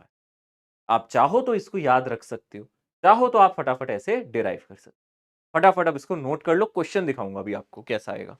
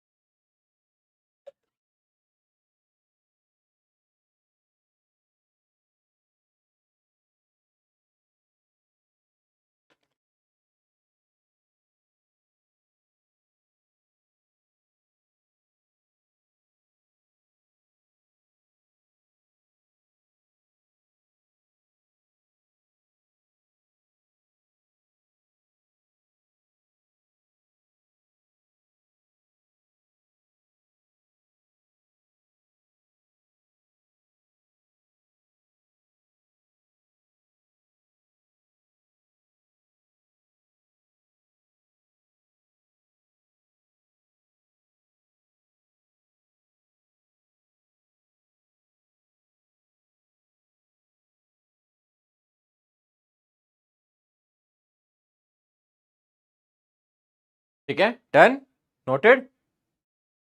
बढ़ जाए ना आगे। क्या लिखना सर? हाँ जी, सर अभी स्टार्ट ही किया है लिखना, उस वक्त से समझ रहे थे, प्लीज सर रुक जाइए। जल्दी लिखो बेटा, बस ये फॉर्मूला ही लिखना है, mgl/2n²। इससे ज्यादा कुछ लिखना भी नहीं है आपको, mgl/2n²। बस ये फॉर्मूला लिखो और क्वेश्चन पे आओ, फिर आप इसको नोट्स में से लिखना बेटा। Sir mgl/2n²। n क्या है यहाँ पे? जितना हिस्सा टंगा है, 1/nth हिस्सा यहाँ टंगा हुआ है। ठीक है, हाँ। सर वो L/2x कैसे हुआ फिर बता दीजिए। L/2n, L/2n ना, x कहाँ Yes, लिखा है मैंने, x तो लिखा ही नहीं, L/2n लिखा है। sir. हाँ, तो बेटा अगर ये पूरी लेंथ कितनी है बोलो, अगर ये पूरी लेंथ कितनी है L/n, तो मैंने बोला था ना कि पूरी चेन नहीं लेनी, चेन का मिड पॉइंट लेना। मिड पॉइंट कहाँ होगा बेटा, अगर ये 1 मीटर होता तो ये पॉइंट कहाँ होता, हाफ पे। ये डिस्टेंस अगर L होता तो ये L/2 होता। अगर ये लेंथ L/n है तो ये डिस्टेंस कितना होगा, यहाँ से यहाँ तक का डिस्टेंस कितना होगा, L/2n, आधा। अरे जो भी यहाँ से यहाँ तक लेंथ है उसका आधा, अगर यहाँ से यहाँ तक की लेंथ L/n है तो उसका आधा क्या हो जाएगा, L/2n। ठीक है, तो यहाँ पे मास और लेंथ और केजी और मीटर में ही है ना, क्या बच्चे, मास यहाँ पे केजी में और लेंथ मीटर में है ना। हाँ एग्जैक्टली, अगर हम SI यूनिट में सब कुछ डाल रहे हैं, डिपेंड करता है, CGS में भी निकाल सकते हैं, ऐसा कुछ नहीं है, बट यहाँ अगर मैं SI यूनिट में निकाल रहा हूँ तो मास केजी में, लेंथ मीटर में होगी बेटा। अरे बहुत सिंपल क्वेश्चन है, देखो क्वेश्चन क्या आता है, क्वेश्चन देखो, ये रहा क्वेश्चन, क्वेश्चन देखो जरा। अब ये फॉर्मूले से डायरेक्ट हो जाएगा, n की जगह बस 4 आ गया, यहाँ देख सकते हो 1/4 भाग, आप देख सकते हो चैन का लटका हुआ है। अरे ऐसे ही है ना, ये रहा टेबल, और इसका 1/4 भाग यहाँ लटका हुआ है, बाकी चेन यहाँ होगी। ठीक है ना, तो आप डायरेक्टली फॉर्मूले से कर सकते हो या फिर समझ के कर सकते हो। डायरेक्टली फॉर्मूला लगाना है तो भी कर लो। फॉर्मूला क्या है बोलो, mgl/2n², और n की जगह क्या आ जाएगा, उसने बोला ये 1/4 पार्ट लटका हुआ है, कितना है 1/4, है ना, यानी कि कितनी लेंथ लटकी हुई है, L/4। कितनी लेंथ लटकी हुई है, L/4, इतना ही तो लटका हुआ है। तो यहाँ आप कंपेयर करो, n की जगह 4 आ गया, तो आंसर कितना आ जाएगा आपका बोलो, mgl/2 इंटू 4 का स्क्वायर। अगर आप ये भी नहीं कर पा रहे फिर तो यार क्या ही करोगे भाई, इतना तो मल्टीप्लाई डिवाइड कर ही सकते हो। 16 इंटू 2 कितना आ जाएगा, 32, खत्म, है ना, आसान है, आसान है ना, मुश्किल तो नहीं है। कोई अगर बिल्कुल बेसिक से करना चाहता है वो भी देख ले कि सर नहीं मैं ना फॉर्मूला नहीं रट सकता, और आप बताओ कि डायरेक्ट अगर मुझे ऐसे करना हो एग्जाम में कैसे, तो फिर बेटा ऐसे देख लो, सिंपली ये चेन है, इसका कितना हिस्सा हवा में है, जल्दी से बोलो, 1/4। कितना हिस्सा हवा में, आपने बोला सर L/4 हवा में है, तो इसका मास कितना होगा, लटके हुए हिस्से का मास कितना होगा, ये मास कितना होगा, आपने कहा सर m/4, है ना। तो मैंने कहा आप चेन को भूल जाओ, आप सोचो आपके पास बस एक छोटा सा मास है, इसको ऊपर ले जाना है, इसके सेंटर पे, सारा मास का मान लो कि इसके सेंटर पे है, आप चाहते हो इस सेंटर ऑफ मास को उठा के कहां रख देना, ऊपर रख देना। तो कितना ऊपर ले जाना है आपको बोलो, L/8 ले जाना पड़ेगा ऊपर, और इसका मास कितना है, m/4। तो वर्क डन का formula m/4 into g into L/8, तो सेम ही आ जाएगा, mgl/32। ठीक है ना, ऐसे कर सकते हो।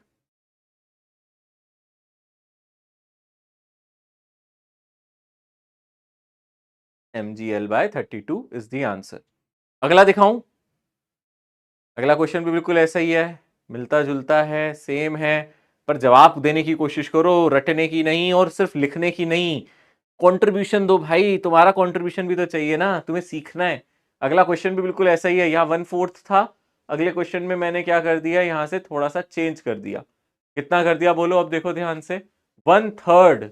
अब 1/3 इसकी लेंथ हैंगिंग है, तो आंसर कितना आएगा, अब 1/3 लेंथ हैंगिंग है तो आंसर कितना आएगा, ऑप्शन डी होगा। सर मास ऑफ m/2 ये वाला ऑप्शन हो जाएगा, ऑप्शन डी। ऑप्शन डी आ जाएगा यहाँ से, क्योंकि फॉर्मूला क्या था वर्क डन का, जल्दी से बोलो, mgl/2n²। तो यहाँ से कितना आ जाएगा, mgl/2 इंटू 3 का स्क्वायर हो जाएगा, क्योंकि क्वेश्चन में वो बोल रहा है L/3 हैंग है ना। तो कितना आ जाएगा, आप देख सकते हो यहाँ से कितना आ जाएगा, mgl/18 आ गया। ठीक है ना, mgl/, मास आप m/2n क्यों नहीं ले रहे, अब जबकि लेंथ आप L/2n ले रहे हैं, दोनों का हाफ हाफ। नहीं मास तो जो पार्ट टंगा है उसी का मास लेना है, हमें ये मान के चलना है। अगर कोई रस्सी ऐसी होती है, हम ये मान के चल रहे हैं, ऐसे कोई रॉड है या रस्सी है, तो हम इसका जो भी मास है, मान लो इसका पूरा मास m है, तो हम मान के चलते हैं उसका मास उसके सेंटर पे। तो ऐसे ही अगर वो चैन लटकी हुई है, तो जो लटकी हुई चेन है उसका मास तो हमने बोला अगर m/n है ना, वो मास कहाँ है, इसके सेंटर पे। मैंने ये माना है उसका मास कहाँ है, सेंटर पे, सारा मास इसके सेंटर पे मान रहा हूं, और इसको उठा के हमें यहां रखना है। तो ये लेंथ आधी हो गई है, मास क्यों आधा कर रहे हो, यही सारा मास आपको उठा के यहां रखना है। मैं कह रहा हूं भूल जाओ इस चेन को, और मान लो सारा मास कहां है, m/n मास कहां है बोलो, इतनी लेंथ पे, सेंटर पे, तो इसको उठा के ऊपर रखना है। क्वेश्चन ये है, ठीक है। हर एक मास को m/n ही लेंगे। हर एक मास को नहीं, अगर 1/nth मास लटका हुआ है उसको लिया था हमने। अगर आप ध्यान से पढ़ो तो आपको मैंने बार बार बोला है कितना लेंथ टंगा है, बोलो कितना लेंथ टंगा है यहाँ, सर L/n, इसलिए मास कितना हो गया m/n। अगर आधी चैन टंगी होती तो मास क्या होता m/2, एक चौथाई चैन टंगी होती तो मास कितना होता m/4, है ना।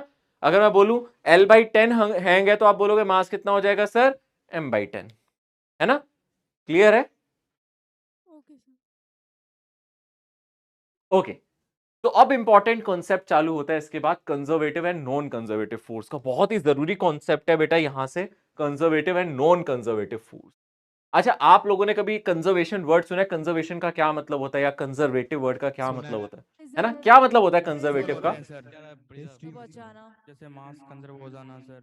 हाँ, वो आप कंजर्व की बात करते हो कि सर वो मास कंजर्व हो जाना। यहाँ पे ना एक्चुअली ये जो फोर्स है ना इसको हम कंजर्वेटिव का नाम देंगे। फोर्स भी दो तरीके के पढ़ेंगे, एक होगा कंजर्वेटिव और एक होगा नॉन कंजर्वेटिव। कंजर्वेटिव और एक दूसरा क्या होगा, नॉन कंजर्वेटिव। ठीक है। अच्छा, अब मैं आपको एक सिंपल सी बात बोलूं, मान लो आपके पास 1000 रुपए है, ठीक है ना, 1000 रुपीज। खुश तो हो गए होगे, चलो 1000 रुपए आए जेब में, पॉकेट मनी आ गई, ठीक है। और मैं आपको बोलूं वो 1000 रुपए जाके अपने बैंक में जमा करा दो, तो क्या आपके पैसे खर्च हो गए या फिर आपके पास अभी भी है? बताओ, अगर आपने बैंक में जमा करा दिए, टेक्निकली क्या वो खर्च हो गए या आपके पास है अभी भी? अभी भी है ना, अभी भी है ना। आप चाहो तो वो निकाल सकते हो ना बैंक से, है ना। आपको मैं 1000 रुपए दूं आपको, सर मैंने जाके बैंक में जमा करा दिए, डिपॉजिट करा दिए, तो आपने क्या कहा, ठीक है सर मेरे ही पैसे हैं, बैंक में जमा है, क्या फर्क पड़ता है। या फिर मैं बोलूं इस पॉकेट से निकाल के दूसरी पॉकेट में डाल दो, एक ही बात है सर, अभी भी है तो मेरे पास ही ना, 1000 रुपए तो मेरे ही है। बात समझ में आती है अच्छी तरीके से? ठीक है। अब मैंने कहा नहीं चलो 1000 रुपए मैं आपको देता हूं, अब आप बैंक में मत जमा कराओ, आप जाके खर्च कर दो। आप गए मार्केट में, जाके आपने खाया, समोसे चाट पकौड़ी बहुत कुछ खाया, आपने अपने लिए शर्ट टी शर्ट जो भी लेना था एक आधी चीज ली, उड़ा दी 1000 रुपए। अब वो 1000 रुपए आपके पास है या आपने खर्च कर दिए? क्या वो दोबारा आएंगे? दोबारा से बेच के तो नहीं करोगे, खा लिया अब तो, खा पी लिया उड़ा दिया उसको, क्या वो दोबारा आ सकते हैं आपके पास 1000 रुपए? नहीं, वो खर्च हो गए, है ना। तो यहां पे कंजर्वेटिव का मतलब है जो आपने बैंक में जमा किया, इट्स लाइक कंजर्वेटिव कि आपने उसको कंजर्व किए। और नॉन कंजर्वेटिव एक्टिविटी क्या है आपकी, जो आपने खर्च कर दिया। आप जाके कोल्ड ड्रिंक पिया है, समोसे खाया है, अब कहां से आएंगे वो 1000 रुपए? क्या करोगे, वो 1000 रुपए तो मिलेंगे नहीं अब आपको। यहां ऐसा ही फोर्सेस में होता है, कुछ फोर्सेस कंजर्वेटिव होते हैं, कुछ होते हैं कैसे, नॉन कंजर्वेटिव। अब कंजर्वेटिव का मतलब क्या है, कंजर्वेटिव मत का क्या मतलब है? मैं आपसे एक सिंपल सी बात पूछूं, मैं आपसे एक बात पूछता हूं कि अगर मैं इस बॉटल को, सोचो मैं इस बॉटल को ऊपर की तरफ उठाऊं, क्या इसकी एनर्जी बढ़ रही है या फिर सेम है? आपको क्या लगता है, ऊपर उठाने से इसकी एनर्जी बढ़ रही है, घट रही है या सेम है? आपको क्या लगता है, क्या लग रहा है? ये ज्यादा एनर्जेटिक बॉटल लग रही है या और ऊपर ले जाऊं तो ज्यादा एनर्जेटिक लगेगी? सोचो कौन ज्यादा एनर्जेटिक है, सोचो, बोलो। ऊपर वाली, है ना। क्यों ज्यादा एनर्जेटिक कह रहे वैसे इसको? क्योंकि एमजी लग रही है ना। एमजी तो है, इसका भी एमजी है, फोर्स तो इसमें भी एमजी है। ऊपर ले जाने से इसमें एनर्जी कैसे ज्यादा आ गई? ज्यादा हाइट की वजह से पोटेंशियल एनर्जी स्टोर हो गई। इसमें कोई एनर्जी स्टोर हो गई है ना एक तरीके से। अच्छा, अगर ऐसे नहीं समझ में आता, छोड़ो यार, पोटेंशियल एनर्जी तो मैंने वर्ड ही नहीं यूज किया, छोड़ो एनर्जी एनर्जी, बस ऐसे सोचो आपको एनर्जेटिक लग रही है, फील कैसे करें कि सर ये ज्यादा एनर्जेटिक है, ये ज्यादा एनर्जेटिक है। अच्छा, ये बोतल मेरे हाथ पे पड़ी है ना, ये बोतल मेरे हाथ पे आराम से लगी है, मेरे हाथ पे कोई खास, मेरे हाथ को हर्ट नहीं कर रही, मेरे को ज्यादा कोई दर्द नहीं हो रहा, हाथ पे रखिए, रखे रहने दो। अगर मैं इसको ऊपर से छोड़ूं हाथ पे, तो ये मेरे हाथ पे आके टकराएगी, क्या मेरे हाथ पे चोट लग सकती है अब इससे, है ना। अभी ये चोट नहीं पहुंचा रही मुझे, बट अगर मैं किसी हाइट से छोड़ूंगा तो ये फिर मेरे हाथ से आके टकराएगी और मेरे हाथ पे चोट लग सकती है। बात समझ में आ रही है? एक पत्थर ले लो अपने हाथ में, है ना, और आप बोलो कि सर ये ज्यादा एनर्जेटिक है या ऊपर वाला, डेफिनेटली आप होगे सर ऊपर वाला। जैसे ही मैं उसको छोड़ूंगा मेरे हाथ पे आके टकराएगा और मेरे को चोट लगेगी, यानी कि इसके पास एनर्जी है। बात समझ में आ रही है? इसी तरीके से इसके पास ज्यादा एनर्जी है। तो लॉजिकली अगर हम किसी चीज को हाइट पे ले जाते हैं तो उसकी एनर्जी बढ़ जाती है, ये तो डिफाइंड है। बट मुझे एक बात बताओ, मैं इस बोतल को जब किसी हाइट पे ले जा रहा हूं, क्या अपने आप चली जाती है या मुझे वर्क डन करना पड़ता है इसको ले जाने के लिए? क्या मुझे अपनी एनर्जी देनी पड़ती है? It's like a bank. आप क्या कर रहे हो, जब इसको उठा रहे हो उसकी एनर्जी बढ़ तो रही है, पर ये अपने आप नहीं बढ़ रही। ये सोचो, लॉजिकली सोचो, जब बोतल को उठा रहे हो तो इसकी एनर्जी बढ़ रही है, बट एनर्जी क्या क्रिएट हो सकती है? नहीं, एनर्जी तो सिर्फ एक जगह से दूसरी जगह ट्रांसफर हो सकती है। यानी कि जब आप इसको उठा रहे हो तो आप एनर्जी क्रिएट नहीं कर रहे, आप अपनी बॉडी की एनर्जी इसमें डाल रहे हो। किसी दिन मैं 4 दिन से मैंने खाना नहीं खाया, मान लो एक महीना हो गया मैंने खाना नहीं खाया, तो हो सकता है मुझसे बोतल उठे भी ना। क्यों ना उठे? क्योंकि मेरे अंदर एनर्जी नहीं है। मेरे अगर अंदर एनर्जी नहीं है तो मैं इसको उठा नहीं सकता। यानी कि ये जो उठ रही थी, बोतल ऊपर की तरफ जा रही थी, वो मेरी ही एनर्जी है जो बोतल के अंदर जा रही थी। It's like investment. जैसे आप बैंक में जाके पैसे जमा कराते हो तो आपके पैसे बढ़ते हैं, वैसे ही जब आप बोतल को उठाते हो तो बोतल की एनर्जी बढ़ती है, पर वो अपना आप नहीं बढ़ती। आप अपनी बॉडी की एनर्जी बोतल के अंदर डाल रहे हो। किस किस को ये बात सही लगती है? सही है ना? लॉजिक है ना? अगर बोतल को उठा रहे हो तो बिना एनर्जी के तो उठा ही नहीं सकते ना। आपके पास अगर एनर्जी नहीं है तो आप उठाओगे कैसे उस बोतल को? है ना? पर अच्छी बात यह है कि वो एनर्जी हमारी वेस्ट नहीं जा रही। मैंने माना कि सर इसको बोतल को उठाने में सर मेरी ना 100 जूल एनर्जी खर्च हो गई। मैं कहूंगा खर्च नहीं हुई बेटा, उससे स्टोर हो गई है, क्योंकि वो बोतल तू छोड़, वो नीचे आएगी उसी एनर्जी से, आएगी ना। यानी कि जो तुम एनर्जी दे रहे हो वो खर्च नहीं हो रही, वो सिस्टम में जाके स्टोर हो रही है। आपको दिख रही है, आप देख के ही बता रहे हो सर बोतल की एनर्जी बढ़ रही है, इसका मतलब जो मैं एनर्जी दे रहा हूं वो मुझे सिस्टम में नजर आ रही है, और मैं चाहूं सिस्टम से वो एनर्जी दोबारा से एनकैश कर सकता हूं, दोबारा से उसको निकाल सकता हूं, उस एनर्जी का इंपॉर्टेंट वर्क डन कर सकता हूं। ये हो गई हमारे कंजर्वेटिव फोर्स। यानी कि यहां पे आप कहोगे सर इस पे कंजर्वेटिव क्या है? इसमें एक्चुअली जो मैं बोतल को उठा रहा हूं उसको उठाने के लिए मुझे एक वर्क डन करना पड़ रहा है अगेंस्ट ग्रेविटेशनल फोर्स। ये ऊपर उठाने में मुझे वर्क डन क्यों करना पड़ रहा है? क्योंकि ग्रेविटी नहीं चाहती ये ऊपर जाए, पर मैं इसको ऊपर ले जा रहा हूं। तो यानी कि ग्रेविटेशन फोर्स के अगेंस्ट मैं अगर एक वर्क करता हूं, इस पे ग्रेविटेशन फोर्स कहां लग रहा है? सभी बोलेंगे ग्रेविटेशन फोर्स कहां लग रहा है? इस पे नीचे, और मैं इसको कहां ले जा रहा हूं? ऊपर। तो ऐसे में इसकी एनर्जी बढ़ रही है या घट रही है? बढ़ रही है। तो यानी कि मैं वर्क डन कर रहा हूं ग्रेविटेशन फोर्स की डायरेक्शन में या कि उसकी अपोजिट डायरेक्शन में? कहां वर्क डन कर रहा हूं? अपोजिट डायरेक्शन में। तो इस बातों को, जो भी मैं बातें बोल रहा हूं, ये बाद में मैं लिखूंगा तो आपको समझ में आएंगी। यानी कि एक बात तो क्लियर हो गई, जब भी ग्रेविटेशन फोर्स के अगेंस्ट आप कोई वर्क करते हो, उसकी इच्छा के विरुद्ध, वो नीचे ले जाना चाहता है बट आप इसको कहां ले जाते हो? उसकी इच्छा के विरुद्ध ऊपर। उसकी वो नीचे ले जाना चाहता है बट आप उसको कहां ले जाते हो? ऊपर। तो ऐसे केस में सिस्टम की एनर्जी बढ़ती है।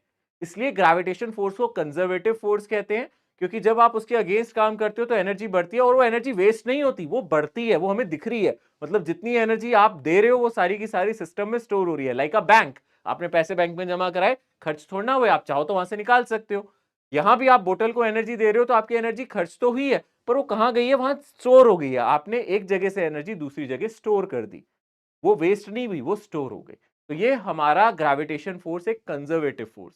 तो ऐसे फोर्सेस जिनके अगेंस्ट काम करने से सिस्टम की पोटेंशियल एनर्जी बढ़े या फिर किसी तरीके से एनर्जी बढ़े, उनको हम क्या बोलते हैं? बोलो, कंजर्वेटिव फोर्स। अब इसी के कंट्रास्ट में एक दूसरा फोर्स देखते हैं हम, फ्रिक्शन। फ्रिक्शन फोर्स की अगर मैं बात करूं, देखो फ्रिक्शन फोर्स की अगर मैं बात करूं तो फ्रिक्शन फोर्स कैसा फोर्स है? Non conservative. पहले समझते हैं, बाद में लिखते रहेंगे, अभी कुछ लिखवा नहीं रहा, अभी सब समझा रहा हूं। जैसे मानो अगर इस ब्लॉक को, रफ सरफेस है, ये कैसी सरफेस है? रफ सरफेस है। अगर मुझे इस ब्लॉक को आगे खिसकाना है, क्या मुझे वर्क डन करना पड़ेगा? हाँ सर। पीछे खिसकाना है, मुझे वर्क डन करना पड़ेगा? हाँ सर। क्या इससे ब्लॉक की कोई एनर्जी बढ़ती है? सोचो, इस बोतल को मैं लेफ्ट राइट मूव कर रहा हूं फ्रिक्शन फोर्स पे, एक सरफेस पे, एक टेबल पे, तो मुझे वर्क डन तो अभी भी करना पड़ रहा है। जैसे उठाने में करना पड़ रहा था, अब आगे पीछे ले जाने में करना पड़ रहा है। अब क्यों करना पड़ रहा है? क्योंकि फ्रिक्शन फोर्स लग रहा है। अगर मैं इस ब्लॉक को राइट साइड ले जाना चाहता हूं, फ्रिक्शन लेफ्ट लग रहा है। अगर मैं इसको लेफ्ट ले जाना चाहता हूं तो फ्रिक्शन राइट लग रहा है। अभी भी मैं वर्क डन कर रहा हूं, अभी भी मैं क्या कर रहा हूं? वर्क डन कर रहा हूं। किसके अगेंस्ट कर रहा हूं? फ्रिक्शन के। पर क्या इससे आपको लगता है सिस्टम की कोई एनर्जी बढ़ती है? नहीं बढ़ती। मेरी तो एनर्जी खर्च हो गई, मैं इसको आगे ले गया, मैं इसको पीछे लेके आया, मेरी तो एनर्जी खर्च हो गई, पर सिस्टम की कोई एनर्जी नहीं बढ़ी। तो एनर्जी गई कहां? जैसे कि मैंने आपको 1000 रुपए दिए थे, आप मार्केट में जाके समोसे खा आए थे ना, चाट पापड़ी समोसे, वैसे ही जब आप इस ब्लॉक को आगे पीछे मूव कर रहे थे, वो एनर्जी हीट में चली गई और वो सराउंडिंग में स्प्रेड हो गई। वो आप चाह के भी वापस नहीं ला सकते। जैसे कि आप चाट पकौड़ी खा गए 1000 रुपए की, वो चाह के भी वापस 1000 रुपए नहीं ला सकते, वैसे इसी केस में अगर आप इसको आगे पीछे मूव कर रहे हो तो चाह के भी वो हीट एनर्जी, वो साउंड एनर्जी वापस सिस्टम में नहीं ला सकते। इसलिए फ्रिक्शन फोर्स नॉन कंजर्वेटिव है। अगर आप फ्रिक्शन फोर्स के अगेंस्ट काम करते हो तो सिस्टम की एनर्जी किसी भी तरीके से बढ़ती नहीं है, बट अगर आप ग्रेविटेशन फोर्स के अगेंस्ट करते हो तो एनर्जी बढ़ती है। और कंजर्वेटिव फोर्स के एग्जांपल है स्प्रिंग। आप स्प्रिंग को खींचो, देखो अगर आप स्प्रिंग को खींचते हो तो क्या होता है? सोचो, स्प्रिंग को खींचते हो, एक स्प्रिंग ये है, ये अनस्ट्रेच है, इसको खींचा नहीं हुआ है। एक स्प्रिंग ये है जो बहुत ज्यादा खिंचा हुआ है। किसमें ज्यादा एनर्जी है बताओ? स्प्रिंग में या नीचे वाले में सोचो, किसमें ज्यादा एनर्जी है, स्ट्रेच वाले में या अनस्ट्रेच में, किसमें है, स्ट्रेच्ड वाले में। स्ट्रेच वाले में। या फिर मैं कंप्रेस कर दूं तो एनर्जी बढ़ जाएगी, या स्ट्रेच कर दूं तो एनर्जी क्या हो जाएगी, बढ़ जाएगी, पर अपने आप नहीं बढ़ेगी। बिना एनर्जी के, जब तक आपके शरीर में जान नहीं है, आप स्प्रिंग को खींच ही नहीं सकते। खींच सकते हो क्या, नहीं खींच सकते ना। यानी कि आप अपनी शरीर की एनर्जी, अपनी बॉडी की एनर्जी किस में डाल रहे हो, स्प्रिंग में। आप कहोगे सर बहुत वर्क डन हो गया, बहुत जान लग गई मेरी, बट आपने जितना भी वर्क डन किया वो किसने स्टोर कर लिया, स्प्रिंग ने, क्योंकि अब स्प्रिंग की एनर्जी बढ़ गई। तो spring can store energy, spring can store energy, और इस एनर्जी को हम क्या कहेंगे, पोटेंशियल एनर्जी। क्या कहेंगे बोलो, पोटेंशियल एनर्जी। बात समझ में आ रही है। तो स्प्रिंग कैसा फोर्स है, कंजर्वेटिव। देखो अगर आप इसको खींच रहे हो, मुझे एक बात बताओ, जब आप खींचोगे एक फोर्स यहां से लगाओगे, एक फोर्स यहां से लगाओगे खींचने के लिए, तभी तो खींचोगे। स्प्रिंग फोर्स कहां लग रहा होता है, आप बाहर खींच रहे हो, बट स्प्रिंग फोर्स तो इधर की तरफ लगता है ना, पता है ना आपको। अगर आप स्प्रिंग को खींच रहे हो तो आप स्प्रिंग फोर्स के अगेंस्ट काम कर रहे हो। अगर आप बोतल को ऊपर ले जा रहे हो तो ग्रेविटेशन फोर्स के अगेंस्ट काम कर रहे हो। तो जब भी आप किसी कंजर्वेटिव फोर्स के अगेंस्ट काम करते हो तो सिस्टम की एक एनर्जी बढ़ती है, उसी को हम पोटेंशियल एनर्जी कहते हैं। अब बताओ किस किस को थोड़ा थोड़ा भी समझ में आया। जिसको समझ में आ गया ईमानदारी से हाथ खड़े करना, जिसको कुछ समझ नहीं आया तो कोई फायदा ही नहीं है। आ रहा है ना समझ में, कनेक्ट कर पा रहे हो ना क्या होती है पोटेंशियल एनर्जी, थोड़ा सा तो फील आ रहा होगा, ठीक है ना। मेरी सारी एनर्जी खर्च हो गई समझाने में, अब मैं कंजर्वेटिव हूं या नॉन कंजर्वेटिव आप पे डिपेंड करता है। अगर मेरा पढ़ाया हुआ आपको समझ में आ गया, मतलब मेरी एनर्जी आपके अंदर ट्रांसफॉर्म हो गई, और अगर कुछ नहीं समझ में आया तो वो इधर उधर फैल गई, तो वो नॉन कंजर्वेटिव। अब आप सोच लो कंजर्वेटिव है या नॉन कंजर्वेटिव है, अब ये आप सोचो। जी बेटा अपवर्ड डायरेक्शन में ले जाने में या फिर बोलो, साइड में बोलो। ले जाने में सर एनर्जी ज्यादा लगेगा। क्या क्या कह रहे हो बच्चे, अपवर्ड या फिर, अपवर्ड में ले जाने में या फिर साइड में ले जाने में सर ज्यादा लगेगा। एक मिनट यार, एक बच्चा बोलो बेटा, सर सर एक मिनट पहले उसको कंप्लीट तो करने दो बच्चे, उसको उसकी स्टेटमेंट। हाँ लड़का जो बोल रहा था वो बोले, एक मिनट। सर बोल रहे कोई ऑब्जेक्ट को अगर ऊपर ले जा रहे हैं या और उसी और उसको लगेगा। ऊपर ले जाने में ही एनर्जी बढ़ती है, लेफ्ट राइट ले जाने से एनर्जी नहीं बढ़ रही। मैं बोतल को लेफ्ट राइट ले जा रहा हूँ, कोई फायदा नहीं हो रहा। ऊपर ले जाने से बढ़ती है, क्योंकि ग्रेविटेशन फोर्स नीचे लग रहा है, मैं उसके अगेंस्ट वर्क कर रहा हूँ। उसके फोर्स के अगेंस्ट ले जाना, उसकी अपोजिट डायरेक्शन में ले जाने में, ठीक है। हाँ अब वो लड़की बोले जो बोल रही थी, बेटा क्या बोल रहे हो। सर जो हम एनर्जी मतलब किसी भी चीज को देते हैं वो काइनेटिक होती है और जो उसके रिएक्शन में निकलती है वो पोटेंशियल। नहीं जरूरी नहीं है जो हम एनर्जी देते हैं वो काइनेटिक होती है। मैं इस बोतल को बेटा बहुत ही स्लो स्पीड से ले जाऊं, लाइक स्नेल, धीरे धीरे धीरे, आपको पता भी नहीं चल रहा है बोतल जा रही है पर जा रही है, पर इसकी काइनेटिक एनर्जी तो मैं दे ही नहीं रहा। मैं कह ही नहीं रहा मैं काइनेटिक दे रहा हूं। मतलब ये नहीं है कि हम काइनेटिक की फॉर्म में देते हैं, कहने का मतलब है हम किसी भी तरीके से एनर्जी दे सकते हैं। सिस्टम को हम एनर्जी दे सकते हैं बाई स्पेंडिंग माई एनर्जी, उसको डिस्प्लेस करके या उसकी पोजीशन को चेंज करके हम एनर्जी दे सकते हैं, तो उसके अंदर एनर्जी जाके स्टोर हो जाती है, ठीक है। हाँ आप ये कह सकते हो सर पोटेंशियल और काइनेटिक रिलेटेड है। जब हम बोतल को छोड़ते हैं वो नीचे आती है तो उसकी एनर्जी, हाँ वो कंजर्वेशन ऑफ मैकेनिकल एनर्जी में पढ़ेंगे कि हाँ एनर्जी कैन ट्रांसफरेबल, वो अलग चीज है। बट हाँ ऐसा नहीं है कि मैं हमेशा काइनेटिक की टर्म में दूंगा, ऐसा कुछ नहीं बोलना आपको। आपको बस इतना बोलना है जो हम वर्क डन करेंगे वो सिस्टम अपने अंदर संभालेगा, उसको स्टोर कर लेगा। मैं आपको पढ़ा रहा हूं, आप सुन रहे हो, आपके अंदर वो चीजें स्टोर हो रही है। और जो बच्चा नहीं सुन रहा है, इधर उधर देख रहा है, उसके लिए मैं नॉन कंजर्वेटिव हूं, क्योंकि क्या फर्क पड़ रहा है, मैं जितना मर्जी पढ़ाऊं वो सुन ही नहीं रहा है ना।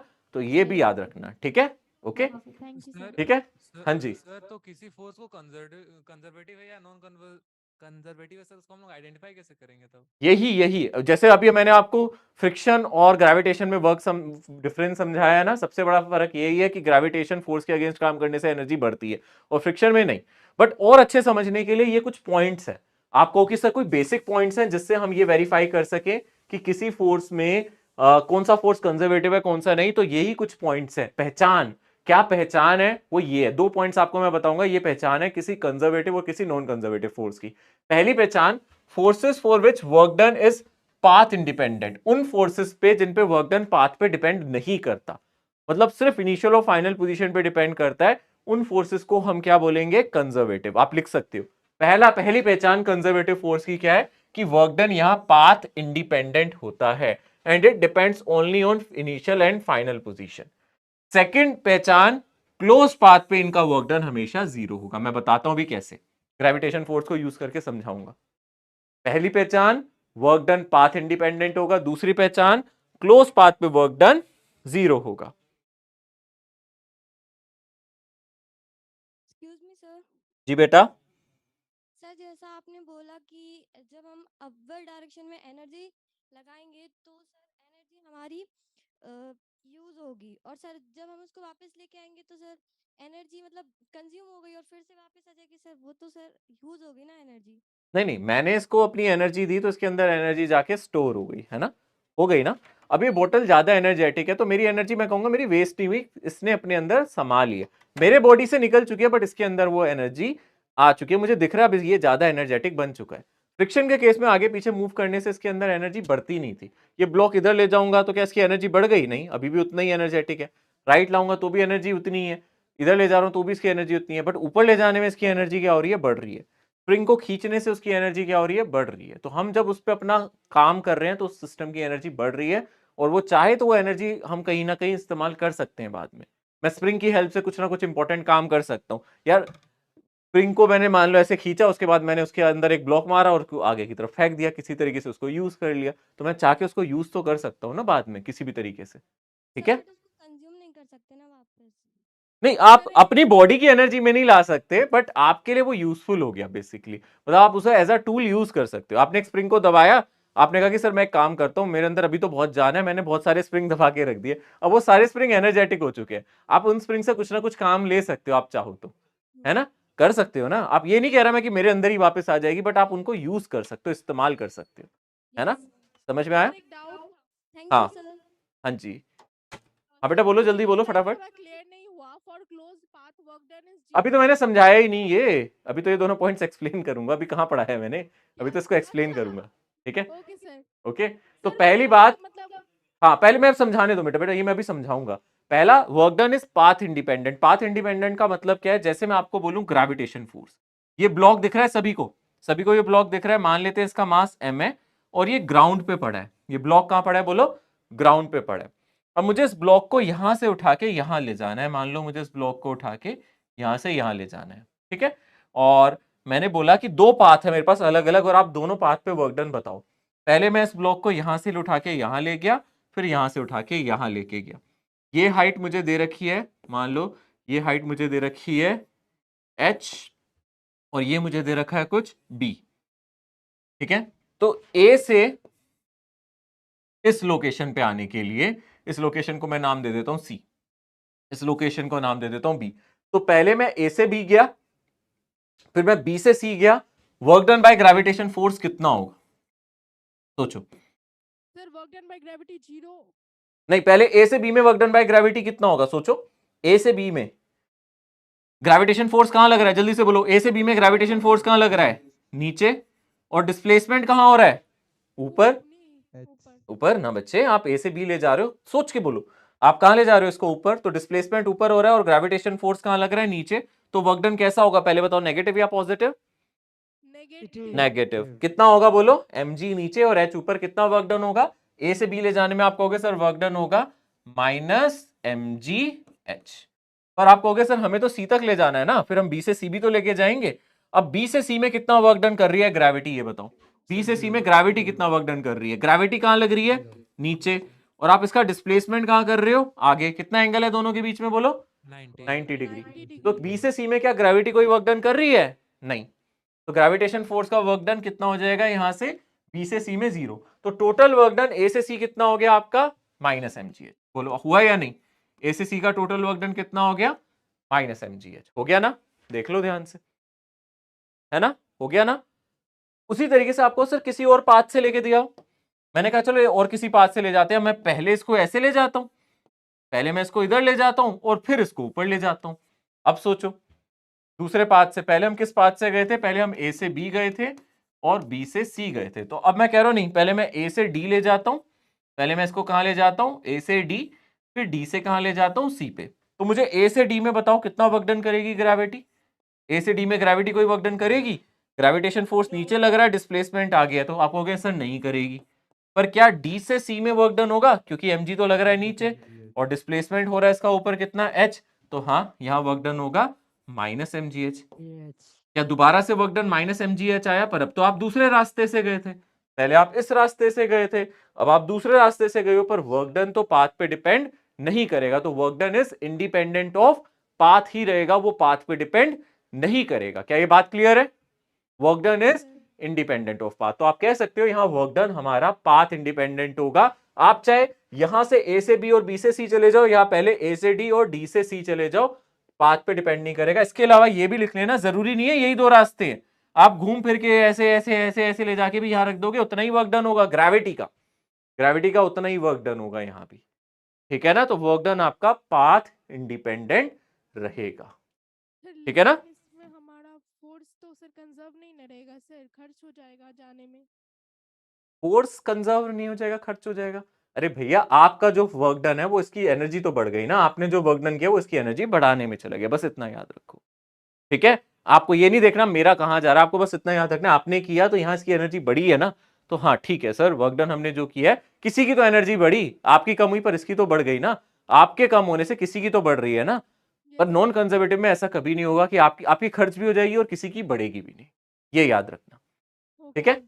ओके, सो मैं नेक्स्ट पॉइंट नेक्स्ट क्लास में डिस्कस करूंगा क्योंकि टाइम हो गया, दूसरे टीचर की क्लास है अभी यहाँ, ठीक है। So I will discuss next point in the next class. Till then आप इसको अच्छे से रिवाइज करना, जितना मैंने पढ़ाया है आप इसको अच्छे से रिवाइज करना, यहां तक जितना भी मैंने अभी पढ़ाया आप इसको रिवाइज करके रखना, यहीं से मैं चालू करूंगा, ठीक है। Okay, bye everyone, take care, see you soon, bye bye बच्चों।